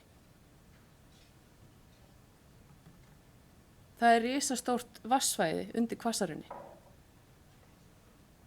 Við verðum að vera þarna og standa með okkar svæði. Og ef okkur ekki búið með, þá bara þrykkja okkur með. Því hún þreytt á þessu. Takk. Já, forseti langar aðeins að koma inn á þetta. Það liggur alveg fyrir að Suðurnesjamenn munu eiga aðkomu að þessari nefnd sem að fylgir þessu eftir. Það bara opinbert. Þannig að ég býð bara eftir hver það verður. Þannig að ég hef engar áhyggjur af því. Það liggur líka fyrir að flugvöllurinn í Vatnsmýrinni verður það næstu 15 árin. Þannig að við höfum svona cirka 15 ár til þess að spá í þessu. Og miðstöð millilandaflugs eru þetta bara í Keflavík. Og það verið að vinna að stórtækum aðgjörum þar til þess að efla það enn frekar. Þetta það sem að liggur fyrir núna. Ég hef ekki nokkurn einasta áhuga persónulega né pólitískt að fá einhvern flugvöll í Hvassahraun. Ég vil bara bjóða innanlandsflugið velkomið á Keflavíkurflugvöll. Suðurnesjamenn eru náttúrulega búin að tala fyrir því í 30 ár eða meira. En þá á að skoða þetta og vonandi kemur eitthvað út úr þeirri skoðun með aðkomu okkar. Það fagnaðarefni. Ég get algjörlega tekið undir það. Og það hefur oft verið þannig þegar maður fer og ræðir málefni Suðurnesjana meðal annars á þingi eða við embættismenn og þá segja menn oft: hvað eru þið að gera? Við erum að gera alveg heilan helling. Hvað er það að gera í atvinnumálum? Við erum að gera alveg heilan helling þar. Komið þið bara með okkur í vegferðina. Við erum ekkert að koma allavega frá mínum bæði og séð eitthvað á skeljónum til ríkisins alltaf. Við þurfum bara stuðning frá ríkinu eins og öll önnur svæði á landinu fá. Við erum ekkert að biðja eitthvað meira. Við erum ekkert að biðja það að það verði borgað ekstra 70% með hverjum íbúa sem þarf að sækja heilbrigðisþjónustu á Suðurnesjum. Við erum ekkert að biðja það. Við viljum bara vera á pari við aðra. Og þar getum við gert að mínu áliti miklu betur. Það verður allavega ekki hægt að segja annað en að samheldnin á Suðurnesjum, hún sögulega mikil þessa dagana. Það verið að ræða við þingmenn svæðisins aftur og aftur málin.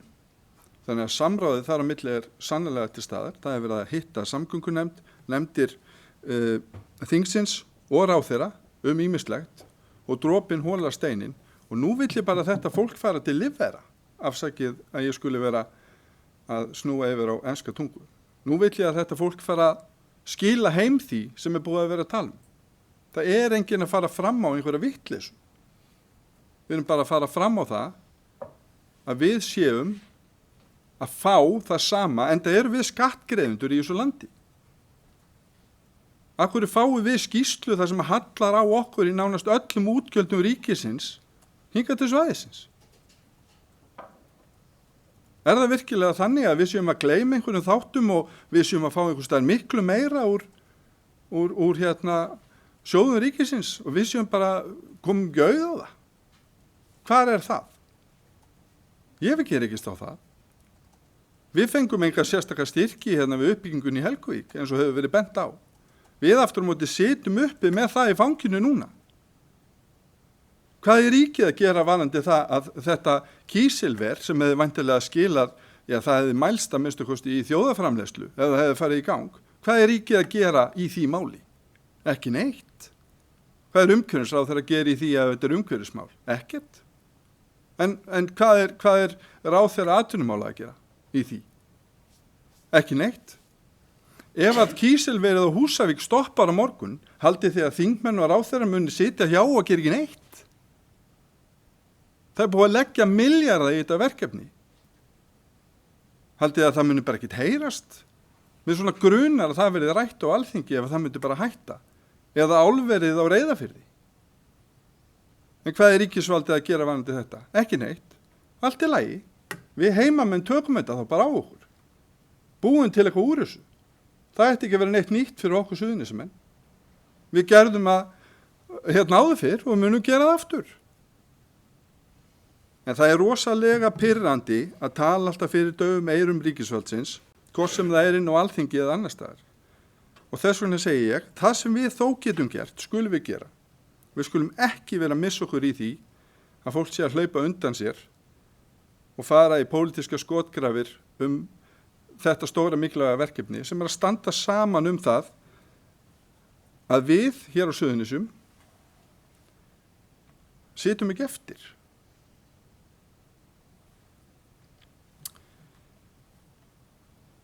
Nú, orðið er laust. Margrét Sanders, við hvað sér hljóðskið svo vel Margrét?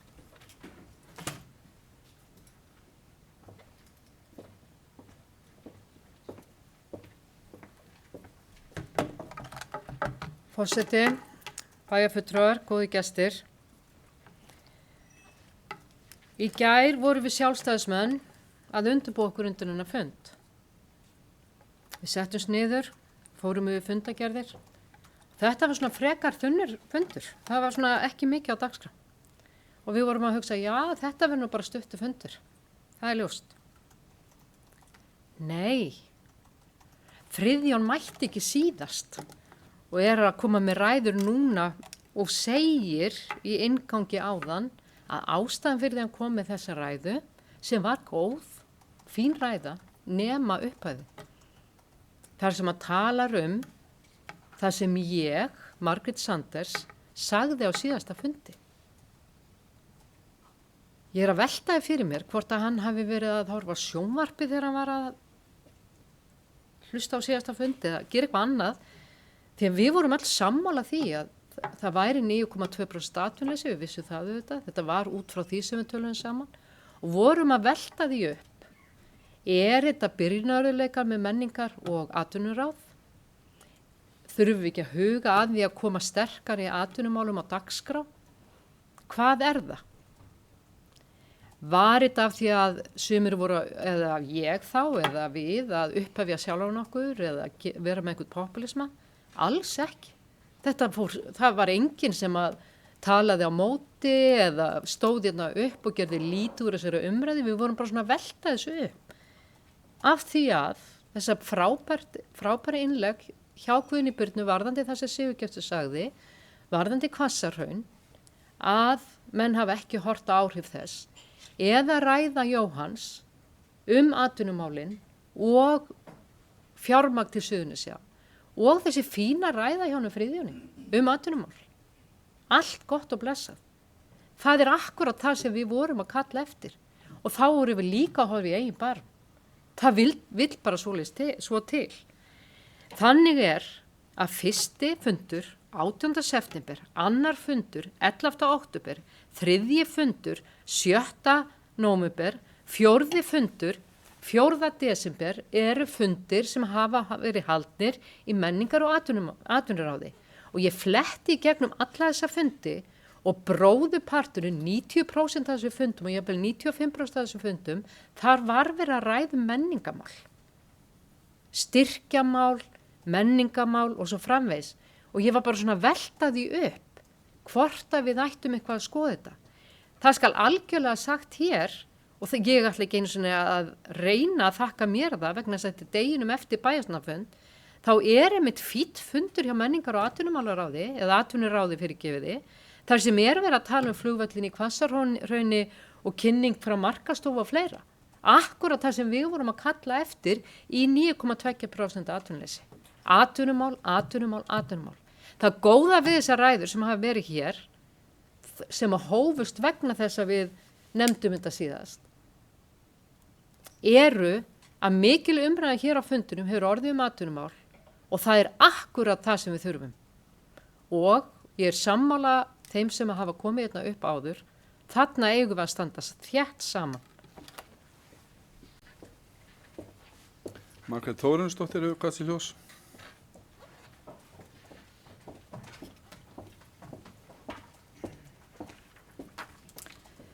Virðulegur forseti og aðrir viðstaddir. Ég vil þakka Friðjóni Einarssyni fyrir mjög góða yfirferð og virkilega skýra. Ég tek einnig undir með Jóhanni Friðriki, þetta svo besta yfirferð sem ég hef heyrt. Ég fagna starfsemi Súlunar, þetta mjög mikilvægt verkefni fyrir svæðið okkar og einnig vil ég taka undir með Guðnýju Birnu. Og núna verðum við öll að standa saman og höldum áfram að þrýsta á þingmenn okkar. Takk. Friðjón Einarsson hefur hvað til hljós. Gjör svo vel, Friðjón.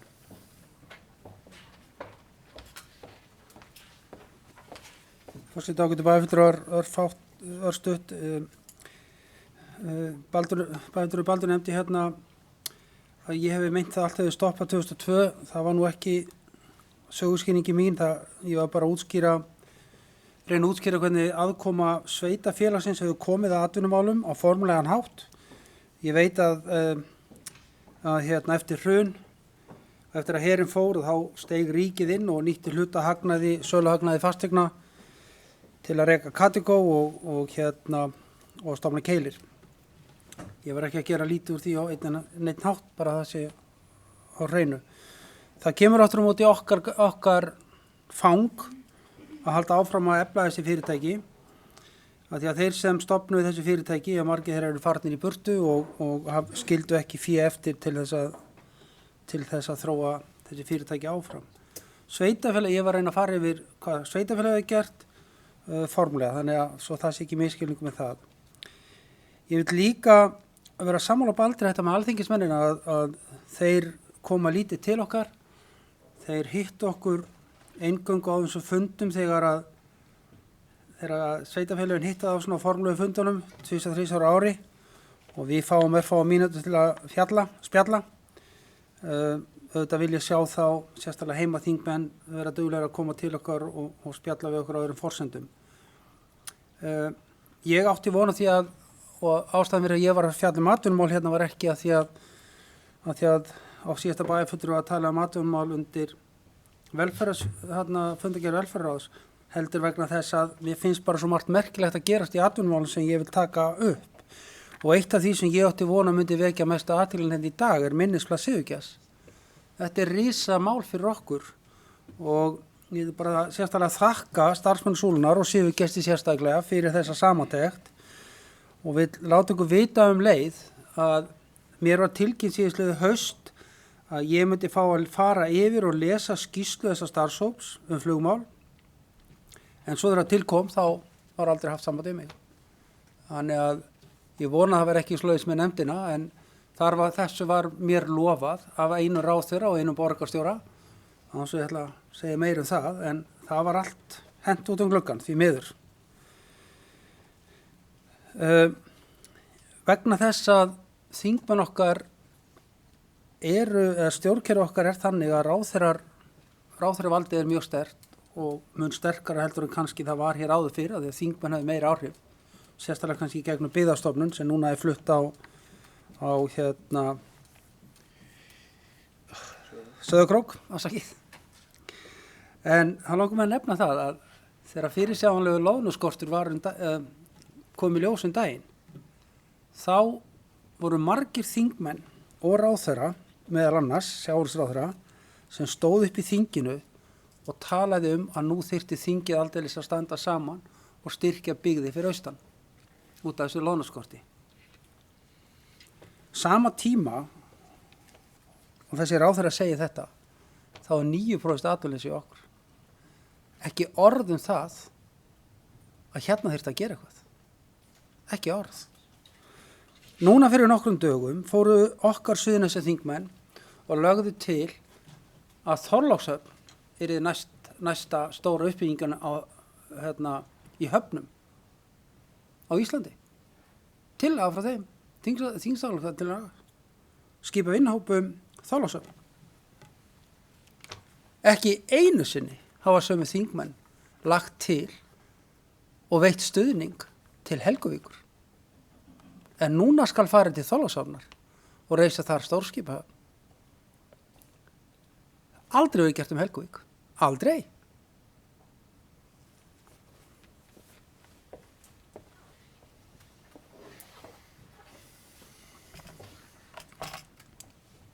$75 milljónir. sem að ríkisstjórnin samþykti við fall WOW í stuðning við Suðurnesin. Og við þökkum bara pent fyrir, bara takk fyrir það. Og það er búið að eyða þeim peningum og ég held að þeim hafi bara verið vel varið. Bara til þess að halda því til haga. 75 milljónir króna.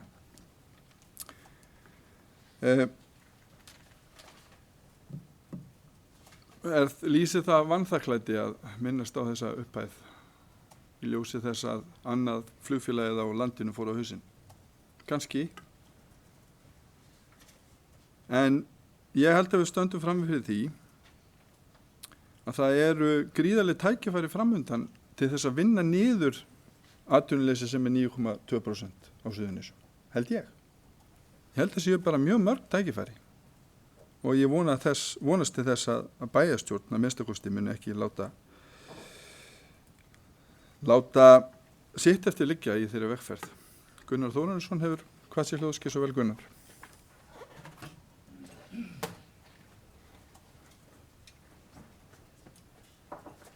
Virðulegi forseti, bæjarfulltrúar og gestir.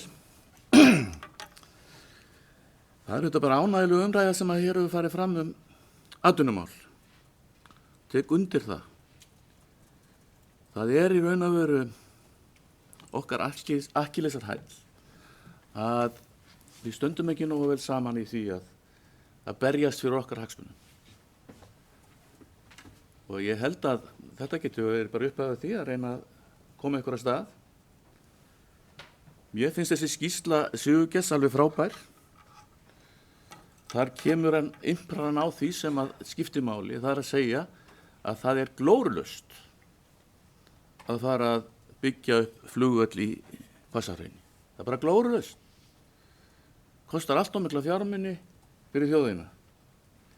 Og við auðvitað stöndum frammi fyrir því að við verðum að standa á bak við þessar hugmyndir Sigurgeirs sem að gerir rækilega grein fyrir því að þetta sé ekki leiðin að fara hann í Hvassahraun.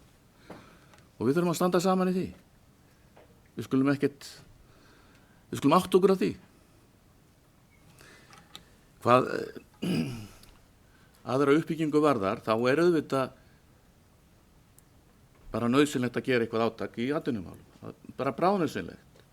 Hvað það á að vera, ég ætla ekkert að fara að segja neitt til það, en það þarf að skapa ykkur umgjörð hérna sem að vekur meiri athygli á því sem við höfum að bjóða. Og það ætti að vera, annars vegar verkefni Heklunar, að auka það til verulegra muna, en einnig Súlunar. Og það eru auðvitað fjölmörg tækifæri sem við höfum hérna sem við höfum ekkert í raun og veru gaumgæft. Við höfum ekki bara lagt neina vinn í það. Einfalt. Því miður. En ég vona að þetta verði upp að af einhverju góðu. Það eru fleiri bæjarfulltrúar sem vilja kveðja sér hljóðs varðandi fundargerð menningar og atvinnurás. Svo er ekki, þá leyfi mér að bera fundargerðina undir fundin til samþykktar. Þeir sem geta samþykkt fundargerðina vinsilega skeiðamerki. Hún er samþykkt 11.0. Næsti fundargerð barnaverndarnefndar frá 27. janúar lögð hér fram. Díana Hilmarsdóttir hefur kvað sér hljóðs. Gjör svo vel, Díana.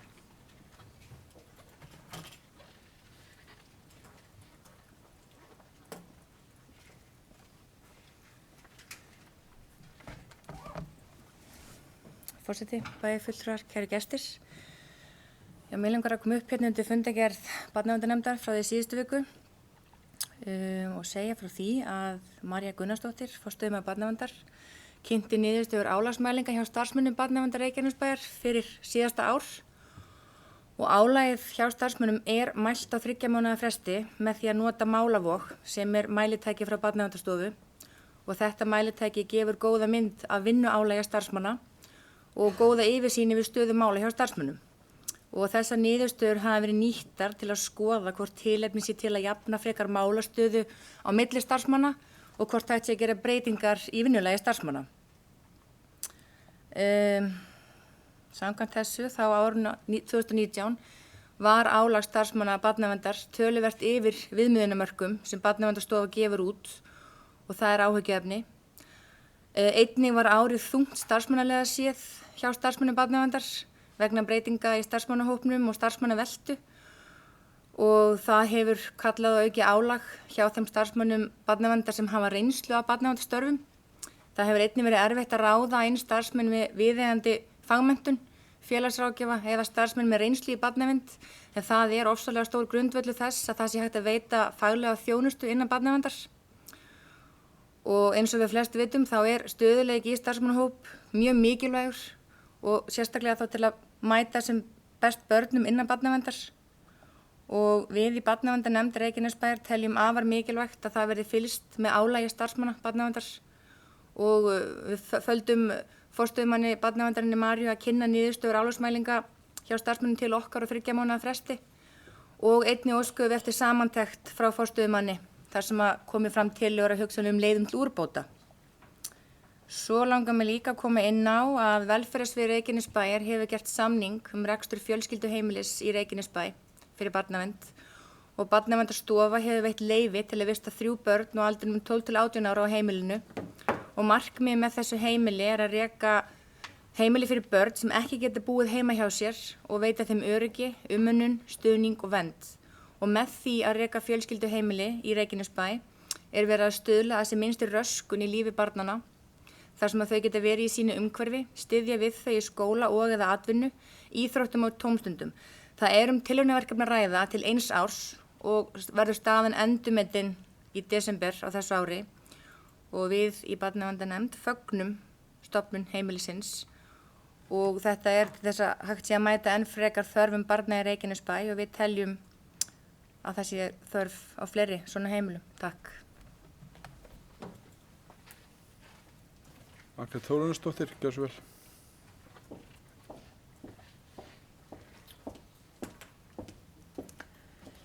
Virðulegi forseti og aðrir viðstaddir, ég ker hér undir lið 2 fjölskylduheimili. Miðflokkurinn fagnar stofnun fjölskylduheimilis í Reykjanesbæ en það góða viðbót að ræða við hefðbundin úrræði sem eru þegar til staðar.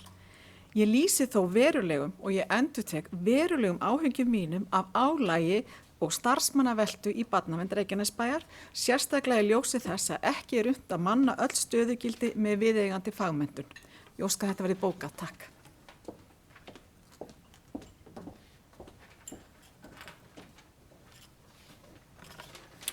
Já, það eru fleiri bæjarfulltrúar sem vilja taka til máls. Friðjón Einarsson hefur kvætt sér ljós.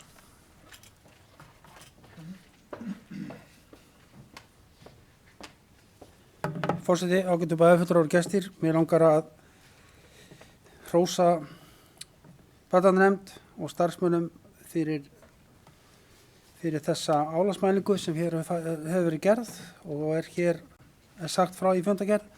En vegna þessa að þá höfum við í meirihlutanum áhuga því að skoða þetta nánar og hvernig við getum bætt úr þessu álagi starfsmanna og munum leggja til í bæjarráðsfundi á á 5. daginn í bæjarráði munum við leggja til að gerð verið þarfagreininga á starfsumhverfi velferðarsviðsins og sérstaklega með tilliti til snemmtækrar íhlutunar að því að börnin jú mikilvægust. Vildi bara að þetta kæmi fram hérna. Takk.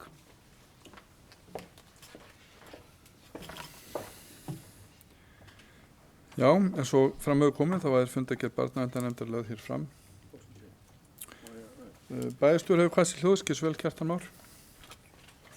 Forseti, ágætu bæjarfulltrúar, í framhaldi af því sem að bæjarfulltrúi Friðjón var að tala snemmtæka íhlutun, þá hefur nú nokkuð langt skeið verið í gangi samtala milli annars vegar fræðslusviðs og hins vegar velferðarsviðs nákvæmlega þetta hugtak snemmtæka íhlutun. Og í samtali mínu við sviðsstjóra velferðarsviðs þá hefur komið fram sú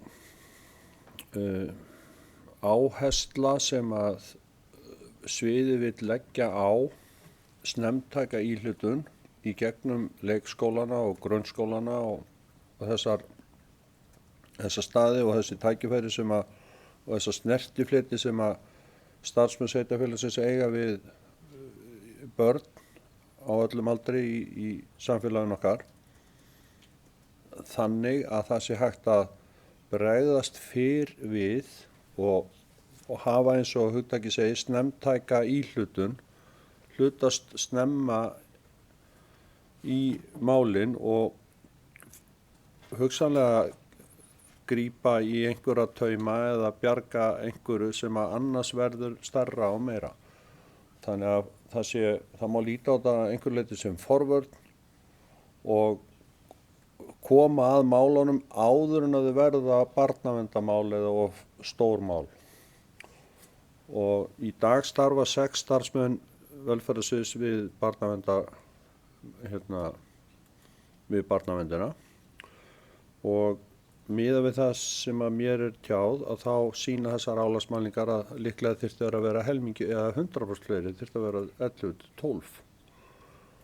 Og sviðsstjóri velferðarsviðs hefur tjáð mér að þau vilji og sé að stefna því að haga málum ekki þannig, heldur að leggja meiri áherslu á forvörn og snemmtaka íhlutun og grípa inn í og ráða þá frekar fólk sem einbeitir sér að því að reyna að koma í veg fyrir að mál verða barnaverndarmálum, frekar en að vera í svona, má sletta reaktív viðbröðum einhverjum eftir á þegar málin er orðin og stór og mun erfiðar og svona erfiðar að snúa ofan að þeim.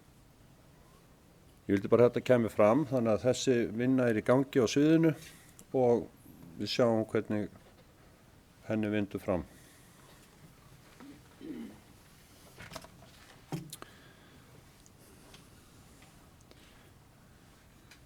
Já, eins og áður sagði þá fundargerð barnaverndarnefndar er lögð hér fram. Næst tökum við fjórða mál á dagskrá til umræðu sem er fundargerð íþrótta- og tómstundaráðs og er orðið laust. Margrét Þórarinsdóttir hefur hvatt til hljóðs, velkomin í pontu.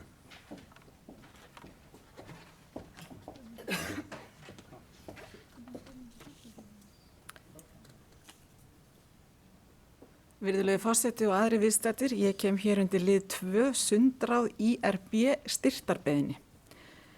Þegar ég las fréttablaðið þann 31. janúar var ég fyrir miklum vonbrigðum.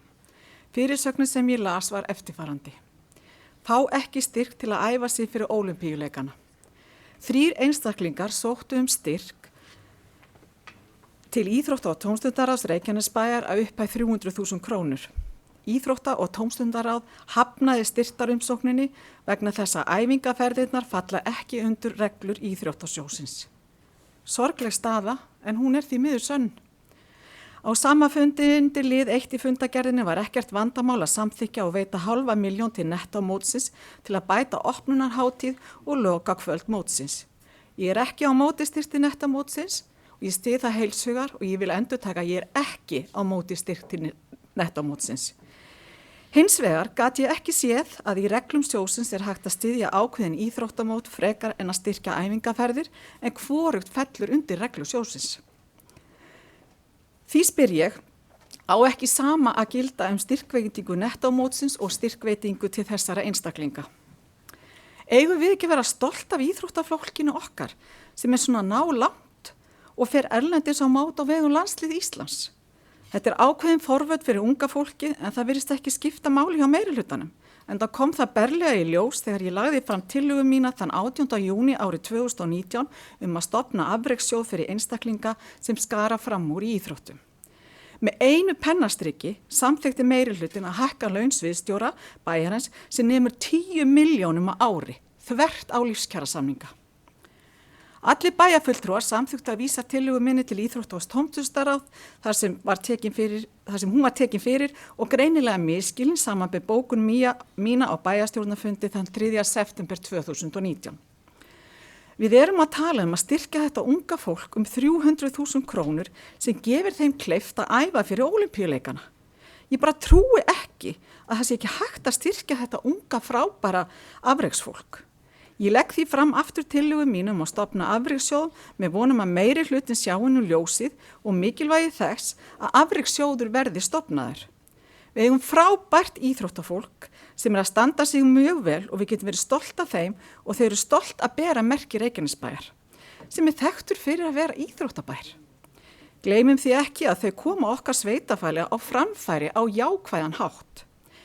Ég óska eftir því að tillaga mín frá 18. júní 2019 verði færð inn í fundagerð og komi til afgreiðslu á næsta bæjarstjórnarfundi sem svohljóðandi. Bæjarstjórn samþykktir að Reykjanesbær stofni afrekssjóð fyrir framúrskarandi ungt íþróttafólk sem eiga lögheimili í bæjarfélaginu. Ég óska að þetta verði bókað.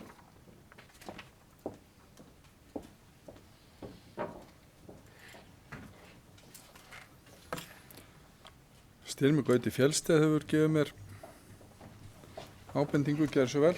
Styrmir.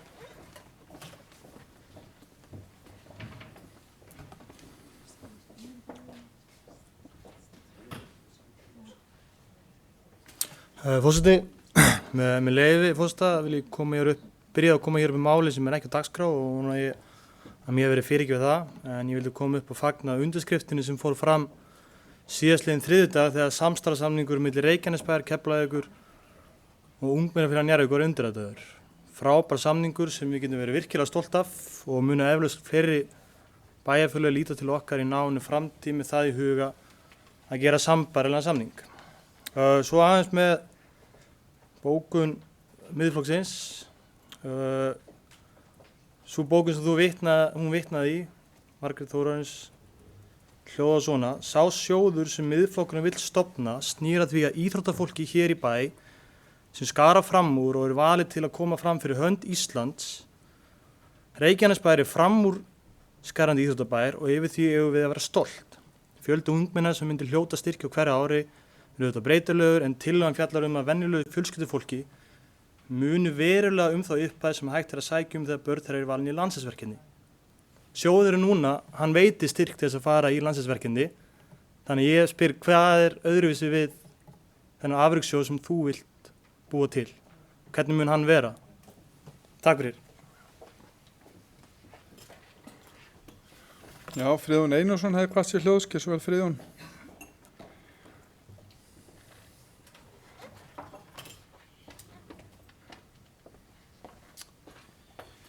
Já, forseti, bæjarfulltrúar, aðeins langar mig að tala þennan ferðastyrk sem hefur vakið mikla athygli. Það er þannig að við búum til einhverja reglur til að vinna eftir, hvort sem það er í bæjarráði, bæjarstjórn eða öðru nefndu sveitafélagsins og við ætlumst til þess að embættismenn vinni eftir þeim reglum.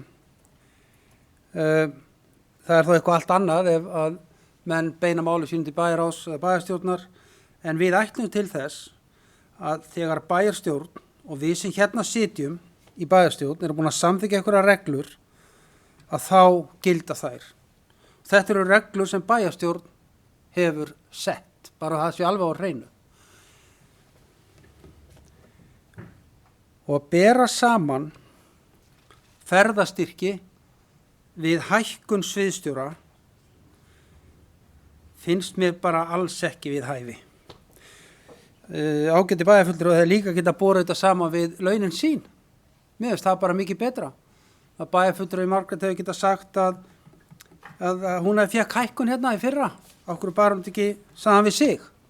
Heldur hann að bera þetta saman við sviðstjóra sýnt og heilagt. Það stendur í 1. grein. Styrki til íþróttafólks sem hefur verið valið í landslið Íslands í íþróttagrein sinni gilda eftirfarandi vinnureglur. Sjóðurinn styrkir jafnaði einungis landsliðsfólk sem er 25 árið yngra. Ekki eru veitti styrki til keppni eða æfinga með landsliðum innanlands. Ef landsliðsfólk þarf að greiða eitthvað hluta sjálft af flugfari eða gistingu, skal það eiga rétt á styrk að upp að 40.000 krónur. Landsliðsfólk sem þarf ekki að greiða flug eða gistingu á ekki rétt á styrk úr sjónum. Allar umsóknir berast íþróttasjóði skulu sendar að viðkomandi íþróttafélagi deild. Styrki vegna íþróttahópa eða liða vegna keppni erlendis gilda eftirfarandi reglur. Eftirtalin mót eru styrkar: heimsmeistaramót, Evrópumót, Norðurlandamót og alþjóðamót sem viðkomandi hefur unnið sér inn þátttökurétt. Þetta þýðir það að við erum ekki almennt að veita styrki í æfingaferðir. Þannig eru reglunar. Það var engin leið fyrir íþrótta- og tónlistarráð að veita þennan styrk og bera það síðan saman við netto mótið finnst mér bara alls ekki við hæfi. Ég bara skil ekki í sama orði sem hún gagnrýnir það að við skulum leggja pening í afmælismótið að gagnrýna að setja hana samanburð saman. Mér finnst þetta bara ekki við hæfi. Það er þannig að við búum til reglur, samþykkjar í bæjarstjórn og ætlum til þess að starfsmenn fylgi þeim. Tillaga annað hefur ekki verið samþykkt í bæjarstjórn og ég er bara ánægður með það að fullri virðingu að menn skulu standa við þær reglur sem við settum. Mér finnst það bara eðlilegt. Af því að hvar eru síðan mörkin á þessu? Þetta ferðastyrki til æfinga. Ég var alveg til dæmis til að fara að keppa á Ólympíuleikum eldri.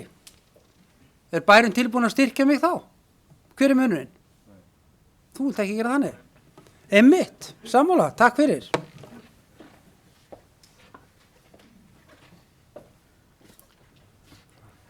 Margrét Sandnes hefur hvað til hljóðskir, svo Margrét.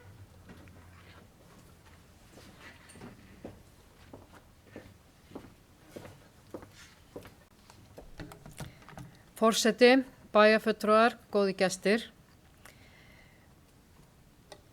Ég velti því fyrir mér að hvort að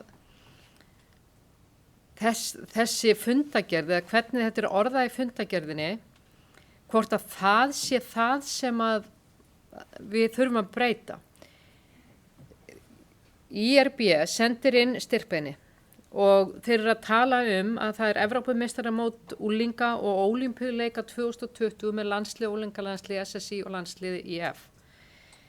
Ég minnist þess þegar ég ætla nú að fara í sögustýringar eins og sem að þegar ég var í íþróttaráði Njarðvíkur þá vorum við að styrkja Eðvarð Þór gríðarlega mikið og það var ekki bara til keppni, heldur hann var á fullum launum hjá bænum, ef ég man rétt. Allavega fekk hann gríðarlega styrki hvort sem var til æfinga eða annars og líka þjálfarans. Það var alveg til fyrirmyndar þá og það var meira að segja að hluta til áður en ég var í íþróttaráði og hefur ekkert með mig að gera. En það sem ég er kannski frekar að segja með þessu að svarið í fundagerð hjá íþróttaráði er kannski svolítið the computer says no. Það er það sem kannski hérna stendur IT-ráð getur ekki orðið viðarendunni þar sem æfingaferðir falla ekki undir reglu sjóðsins og það er gott. Það á ekki að vera samþykkja þetta á þessum forsendum. Og þarna er bara hreinlega röng beiðni rangan hlut því að það stendur alveg skýrt í sjónum að það er ekki verið að styrkja fyrir svona verkefni. Aftur á móti megum við alveg hugsa, það er annað eins sem að koma fram og ég er ekki bara hef ekki kynnt mér í hörgul þeirra prógram fram að þessum Ólympíuleikum eða að mótum að það veri áhugavert að skoða bara hreinlega planið og hvað vantar og ég sem bæjarbúi eigum við kannski að standa saman eins og það gerðist með Eðvarð Þór, það var líka fyrirtæki og einstaklingar sem tóku sér saman og stuttan. Hvort að planið þurfi kannski að vera stærra eða við þurfum að taka þetta öðru sér fyrir eða eigum við pening til þess að hjálpa ef ástæði til, ég er ekki einu sinni viss það. En ég held að við hefum kannski frekar átt að segja bara hafna þessu á þeirri forsendu að sjóðurinn gerir ekki ráð fyrir þessu en vísa því síðan til íþróttafulltrúa til frekari skoðunar eða eitthvað svoleiðis. Því að kannski er þetta eitthvað verkefni sem við viljum skoða.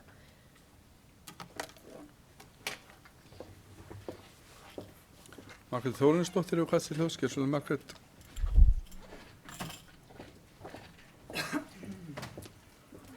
Virðulegur forseti og aðrir viðstaddir. Mér langar á því að byrja að svara Styrmi Gauta. Ég er að tala að stofna afrekssjóð. Ég veit að það er til styrktarsjóður fyrir ungmennin okkar og ég ætla að koma þá hérna með dæmi handa þér. Svo dæmið til tekið, þá var einstaklingur hér í bæ valinn í því að leika með U18 landsliðinu í körfuknattleik í sumar, þar að segja síðastlið sumar, fyrst á EM og svo á Norðurlandamótinu.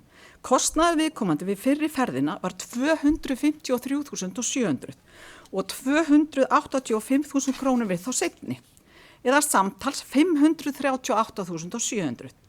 Það sem viðkomandi fékk styrk frá fyrrnefndur sjóði, sem að Styrmir Gautur talar hér tvisasinnum 20.000 krónur og svo 10.000 krónur frá úlingaráði körfuknattleikstildar Keflavíkur eða samtals 50.000 krónur. Sjá má á þessu dæmi að talsvert vantar upp og þetta gangi upp og það ekki sanngjarnt að leggja þær byrðar á venjulega fjölskyldu. Tekið skal fram að umræddur einstaklingur var að keppa í körfuknattleik á vegum KKÍ en sambandi greiðir 30-35% af ferðakostnaði. Samkvæmt mínum heimildum greiðir KKÍ næst mest allra sérsambanda en KSÍ greiðir allan kostnað og því ætti afrekssjóðurinn ekki að þurfa að koma til móts við knattspyrnufólk. Tækifæri þessa afrekksungmenna til vinnu á sumrin að skornum skammti þar sem þau þurfa að stunda landsliðsæfingar að kappi. Reykjanesbær býr þeim að stunda unglingavinnu sem að mestu snýra garðvirkju og geta þau fengi frí frá vinnu á launum sem stunda æfingar og það vel gert. Það sem álag við æfingar og keppni mikil þá ekki margir atvinnureikendur sem vilja ráða þessi börn í vinnu og því má búast við því að ansi stór vítarhingur myndist. Hvernig best að taka á vandamálinu? Jú, miðflokkurinn telur að það sé orðið tímabært að Reykjanesbær stofni afrekssjóð sem hjálpar börnunum okkar að ná árangri og koma fram fyrir Íslands hönd og vera þannig flottir fulltrúar Reykjanesbæjar. Síðan langar mig að svara þér fyrir Jón.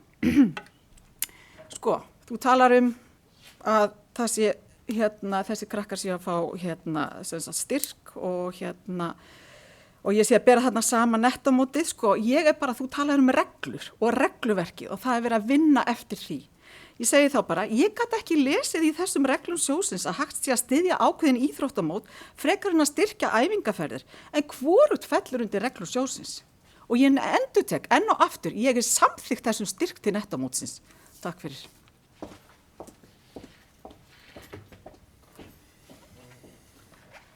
Orðið laust. Friðjón Einarsson hefur hvað sér ljós.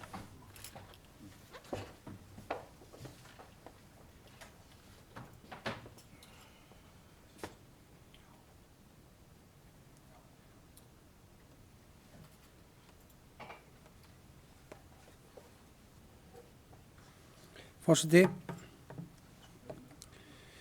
í fyrsta lagi vinnureglur þessar sem rætt eru vinnureglur íþrótta- og afrekssjóðs. Það bara afmarkað hlutverk sem tekur á styrkjum til einstaklinga sem hafa verið valin í landslið. Það hefur ekki neitt annað með neitt að gera varðandi vinnu íþrótta- og tónlistarráðs. Þannig að það sé skýrt. En við ákváðum að semja þessar reglur sem við öll samþykktum í bæjarstjórn í desember. Og nú búið að auka styrkin upp í 40.000 og 20.000 í 40.000 ferðastyrkin. Það samþykkt við í desember. Þannig að það búið að auka það. Sko, ég get alveg tekið undir það sem bæjarfulltrúi Margrét Þórarinsdóttir að segja að það væri mjög gott að eiga fé til að hafa í afrekssjóð til þess að styrkja ungmenn okkar í æfingaferðir. Við erum núna í dag að leggja til 24 milljónir í þjálfunarstyrki til yngri en 18 ára sem við gerum á þessu ári, á því síðast ári og þannig að við erum að styrkja þjálfunina fyrir utan náttúrulega húsnæðismálin sem við styrkjum en þetta ansi stór pakki að skilgreina æfingaferðir. Það bara eiginlega allt annað mál. Gefa sem dæmi á þetta eingöngu að vera fyrir þá sem eru í landsliði sem vilja fara út og æfa sig eða á þetta líka ná til annara sem eru bara að fara í hefðbundnar æfingaferðir. Þetta flókið mál og mér finnst að þessi hugmyndum afrekssjóð þurfi að fara til umfjöllunar í IT-ráði til að velta því upp hvort að þetta sé eitthvað sem við höfum að horfa til framtíðar. Ég veit að þetta er dýrt og mismandi dýrt eftir hvað íþróttir viðkomandi að stunda.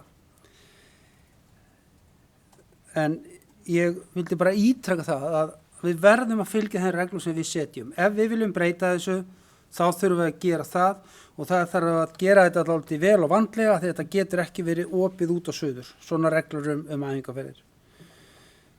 Annars vil ég segja annað þessa fundagerð Íþrótta- og tómstundaráðs að það er stóri dagur hjá Íþróttaráði þessa dagana og ég er mjög stoltur af þeirri vinnu sem þetta ráð hefur unnið á undanförnum vikum og mánuðum og veit það að þessi samningur sem nýlega var gerður við ungmennafélagið Njarðvík og Keflavík hefur vakið mikla athygli og nú erum við endurnýja samninguna við knattspyrnudeildina hjá Njarðvík og Keflavík reksturinn og það er samningur við Mána og ég er dálítið stoltur af því hvernig við höfum náð að snúa erfiðum málum á sviði íþrótta- og tómstundamála á síðustu vikum og ný fjárhagsáætlun Reykjanesbæjar sýnir og ekki séum vilst að það er mikill vilji fyrir því að styrkja þetta starf hjá okkur. Ég myndi leggja það til að við beinum því til Íþróttaráðs að þeir skoði hugmyndir afrekssjóð og sjá hvort að hægt sé að skoða þessi mál nánar og það komi þá inn í fjárhagsáætlun fyrir næsta ár. Gunnar Þórunnsson hefur hvað til ljós.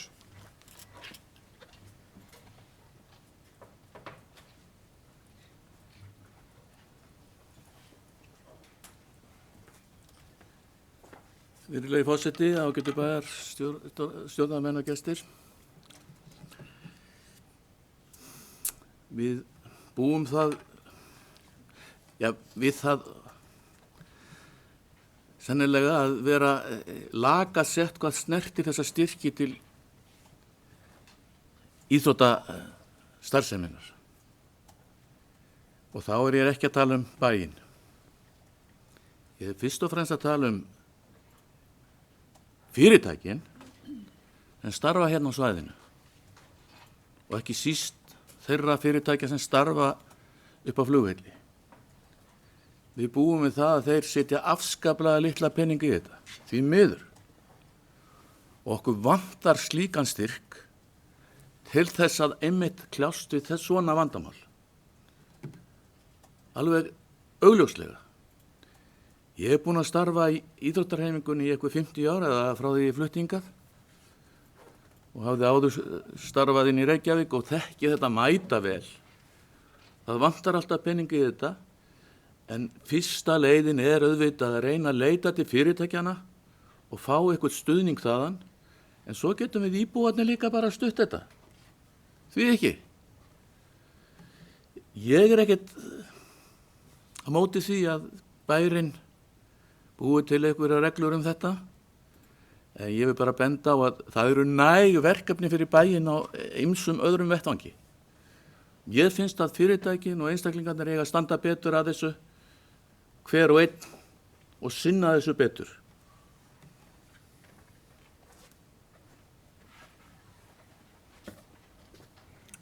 Guðbrandur Einarsson hefur hvað til ljós.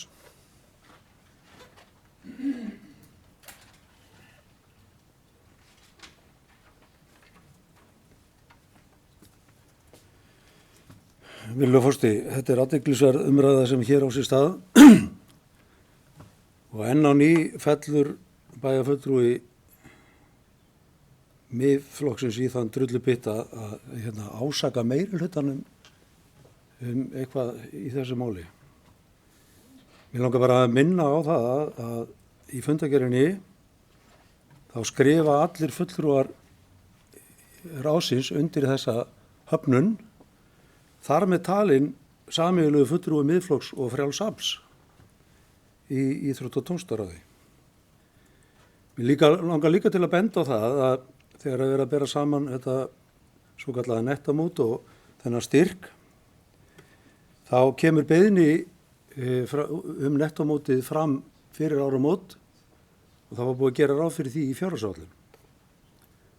Þannig að það lá bara fyrir þegar að fjárhagsáætlun var samþykkt að slíkan styrk er það að ræða. Ég er bara sammála bæjarfulltrúa Gunnari að þurfa að verða aukin samfélagslega ábyrgð hér í þessu samfélagi okkar hjá fyrirtækjum. Og spurning hvort að hægt er að henda öllu í fangi á sveitarfélagi. Og ég get nú bara lýst þeirri skoðu minni af hverju á að veita einhverja sérstaka afreksstyrki frekar en einhverja aðra styrki. Hverjir eru afreksmenn? Eru það þeir sem hafa komist í landslið en hinn börnin okkar? Sjáu, ég næði þessu ekki. Hvað með krakkan í tónlistarskóla sem er að fara í æfingaferðir? Þau geta fá neina styrki. Það er stórar æfingaferðir hjá íþróttafélagunum ár eftir ár. Til Bandaríkjana á alls konar mót á Norðurlöndunum. Þetta eru æfingaferðir. Eiga allir að fá æfingastyrki? Eða á bara afreksfólkið að gera það? Ætlum við bara alltaf að hlúa að svokölluðum afreksmönnum eða konum? Ég vil frekar hugsa hina og láta þá allavega sitja við sama borð. Margrét Þórarinsdóttir örstutt.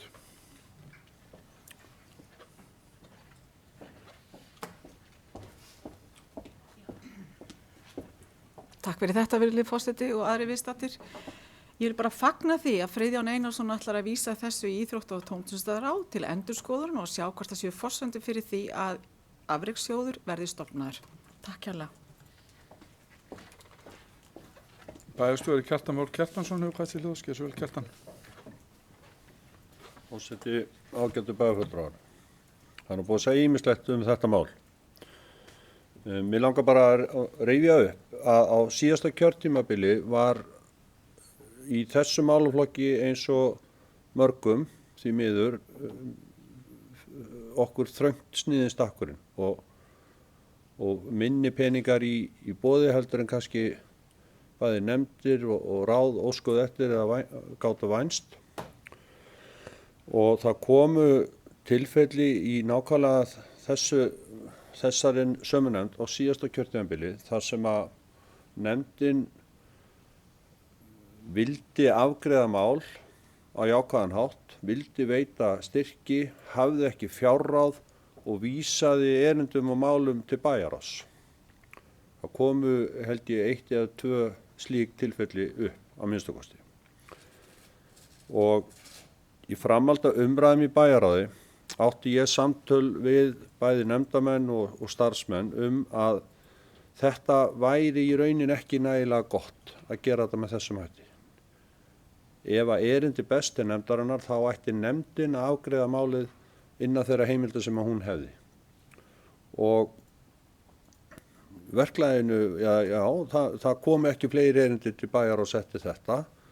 Og ég bara vil hrósa nefndinni fyrir að hafa tekið af skarið þar og ákveða að afgreiða bara öll mál, hvort heldur já eða nei, samkvæmt þeim reglum sem að gilda og giltu og innan þeirra fjárheimilda sem hann hafði. Ég held að það sé svona meðal annars hluti af skýringunni fyrir því akkur þessu máli var ekki vísað ekkert eða frestað og ákveðið að heyra í bæjarráð eitthvað slíkt, að nefndin var bara hreinlega að afgreiða málið innan þeirra reglna og þess svigrúm sem hún hafði fjárhagslega.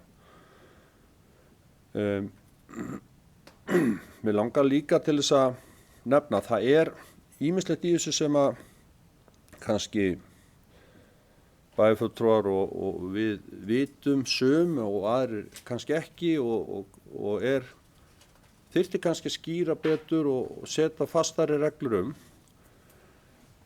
En mér tjáð til dæmis að það hafi tíðkast í mörg ár og lengi að starfsmenn sveitarfélagsins fái frí eða svigrúm til þess að sinna störf bæði sem leikmenn að keppa annarkvort innanlands eða utan á launum. Þeir að þjálfa sem þjálfarar, bæði erlendis og innanlands, einhverjir á launum, bæði þá meina ég að laun þeirra eru ekki skert. Þeir eru jafnvel dómarar og sinna því starfi og farastjórn sömuleiðis. Það eru dæmi það að starfsmenn sveitarfélagsins sinni farastjórn þá í íþróttaferðum og það er enga reglur til þetta svo ég viti, en það er komið svona einhver venja og hefð á þetta og kannski er þetta eitthvað sem við þyrftum að taka upp og skoða og setja okkur þá einhverja skýra reglur hvernig skuli fara með. Því að það er ekki kannski allir stjórnendur tilbúnir að gera þetta og þá getur orðið misræmi og ójafnvægi á milli þess hvernig menn afgreiða málin. Nú bara út af þessar umræða líka, þá vil ég nefna það að það hefur líka margra ára skeið tíðkast að efnilegir íþróttamenn, ungmenni, eins og hér hefur komið fram, séu í störfum hjá Reykjanesbæ á sumrin. Í vinnuskólanum eða einhverjum öðrum störfum og eins og hér kom fram hjá bæjarfulltrúa Guðbrandi held ég að þá höfum við fengið fyrirspurnir til dæmis tónlistafólk, tónlistarnemendur, duglega efnilega tónlistarnemendur, geta þeir fengið vinnu eða verið skráð til starfa hjá sveitarfélaginu í vinnuskóla eða garðyrkjudeild eitthvað á sumrin en fengið og verið framúrskarandi, kannski sínu síðu og fengið tækifæri til að sinna því áhugamáli. Þannig að það eru mjög margar hliðar á þessu en bara að lokum þetta, ég held að sé ástæða fyrir okkur til þess að fara yfir þessi mál í heild sinni og setja okkur þá reglur sem að allir geta farið eftir. Svo geta reglur verið góðar eða vittlausar eða ekki nægilegar eitthvað, þá eru þær bara teknar upp og endurskoðaðar og lagaðar til og við lærum og smátt þá verða þær þannig að allir geti unnað sáttir og það er ekkit verra en að, eða það er aðeins eitt verra en að fá nei og þar að fá ekkert svar. Og þess vegna er mikilvægt að í svona málum að þá fái nefndir skýrt umboð til þess að afgreiða mál og það sé alveg á hreinu hvernig þau eigi að fara með málin. Og það held ég að hafi verið gert þarna. Og ég hvet bæjarfulltrúa Margréti Þórarinsdóttur til þess að ræða við sinn fulltrúa í íþrótta- og tómstundaráði og fá kannski upplýsingar hjá honum hvernig nákvæmlega þetta kom til.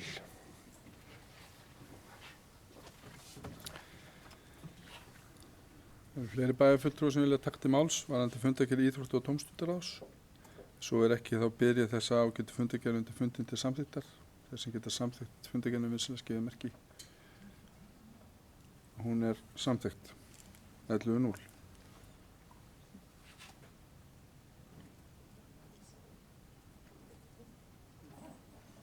Bara til þess að það sé alveg klárt, ég tók því þannig að bæjarfulltrúi Margrét Þórarinsdóttir ætlaði að koma hér með tillögu inn á næsta bæjarstjórnarfund. Er það ekki rétt skilið það mér?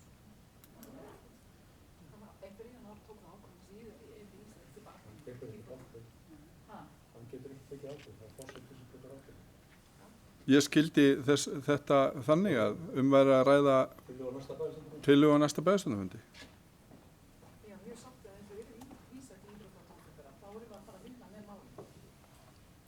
Já, ég tók þessu svona, ég held að þetta gerur athugasemdir við þetta.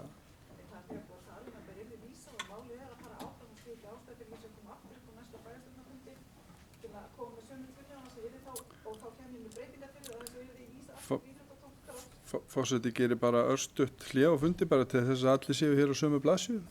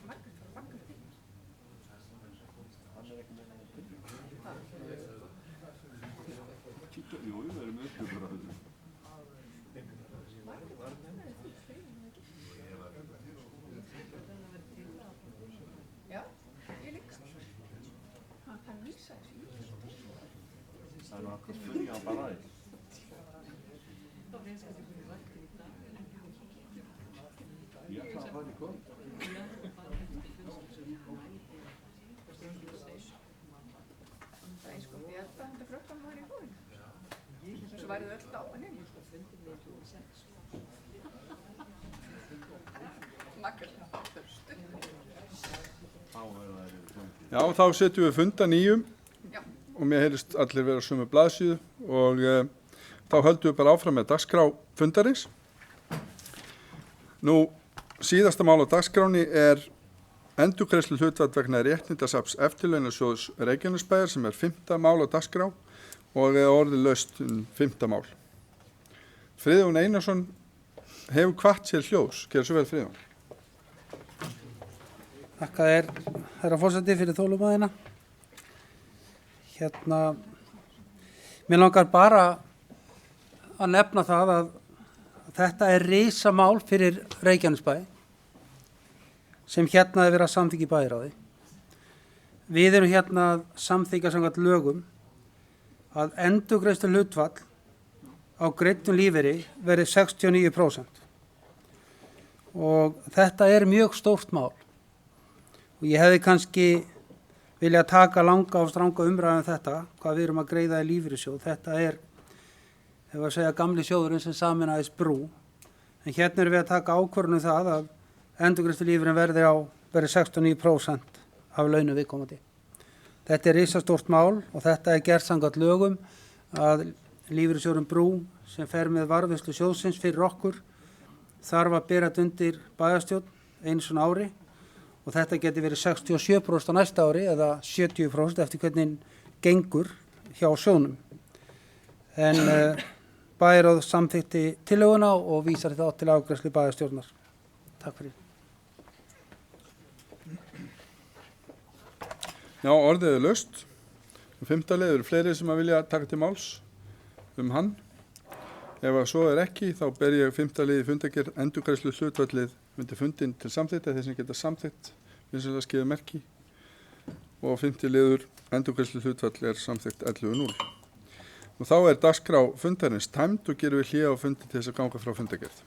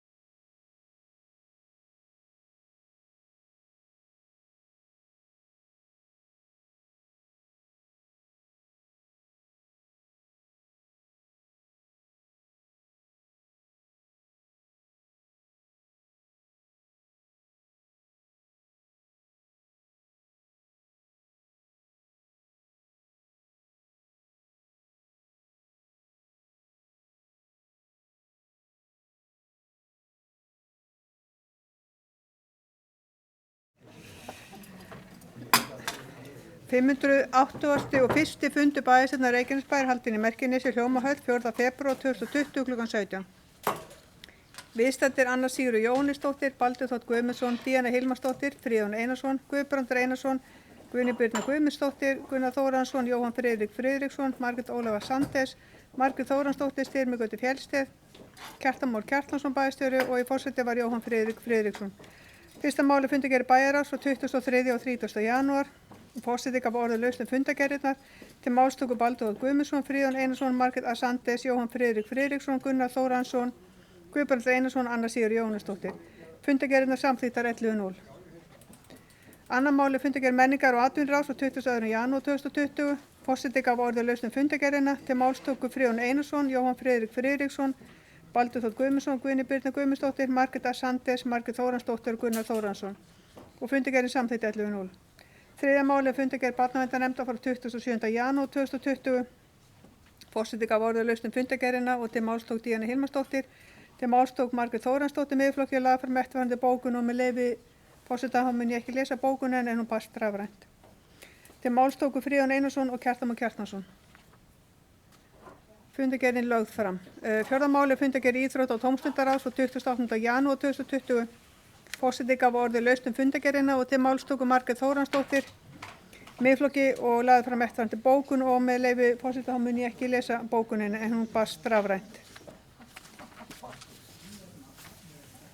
Til máls tóku Styrmigötu Fjellsteð, Friðjón Einarsson, Margrét A. Sandes, Margrét Þóransdóttir, Gunnar Þóransson, Guðbrandur Einarsson og Kjartan Már Kjartansson og fundargerðin samþykkt 11:0. Fimmta máli endurgreiðslu hlutfall vegna réttindasafns Eftirlaunasjóðs Reykjanesbæjar. Forseti gaf orðið laust og til máls tók Friðjón Einarsson. Bæjarstjórn samþykki með öllum greiddum atkvæðum 11:0 þá tillögu tryggingastarfsfræðings Eftirlaunasjóðs Reykjanesbæjar að endurgreiðslu hlutfall launagreiðenda á greiddum lífeyri verði 69%.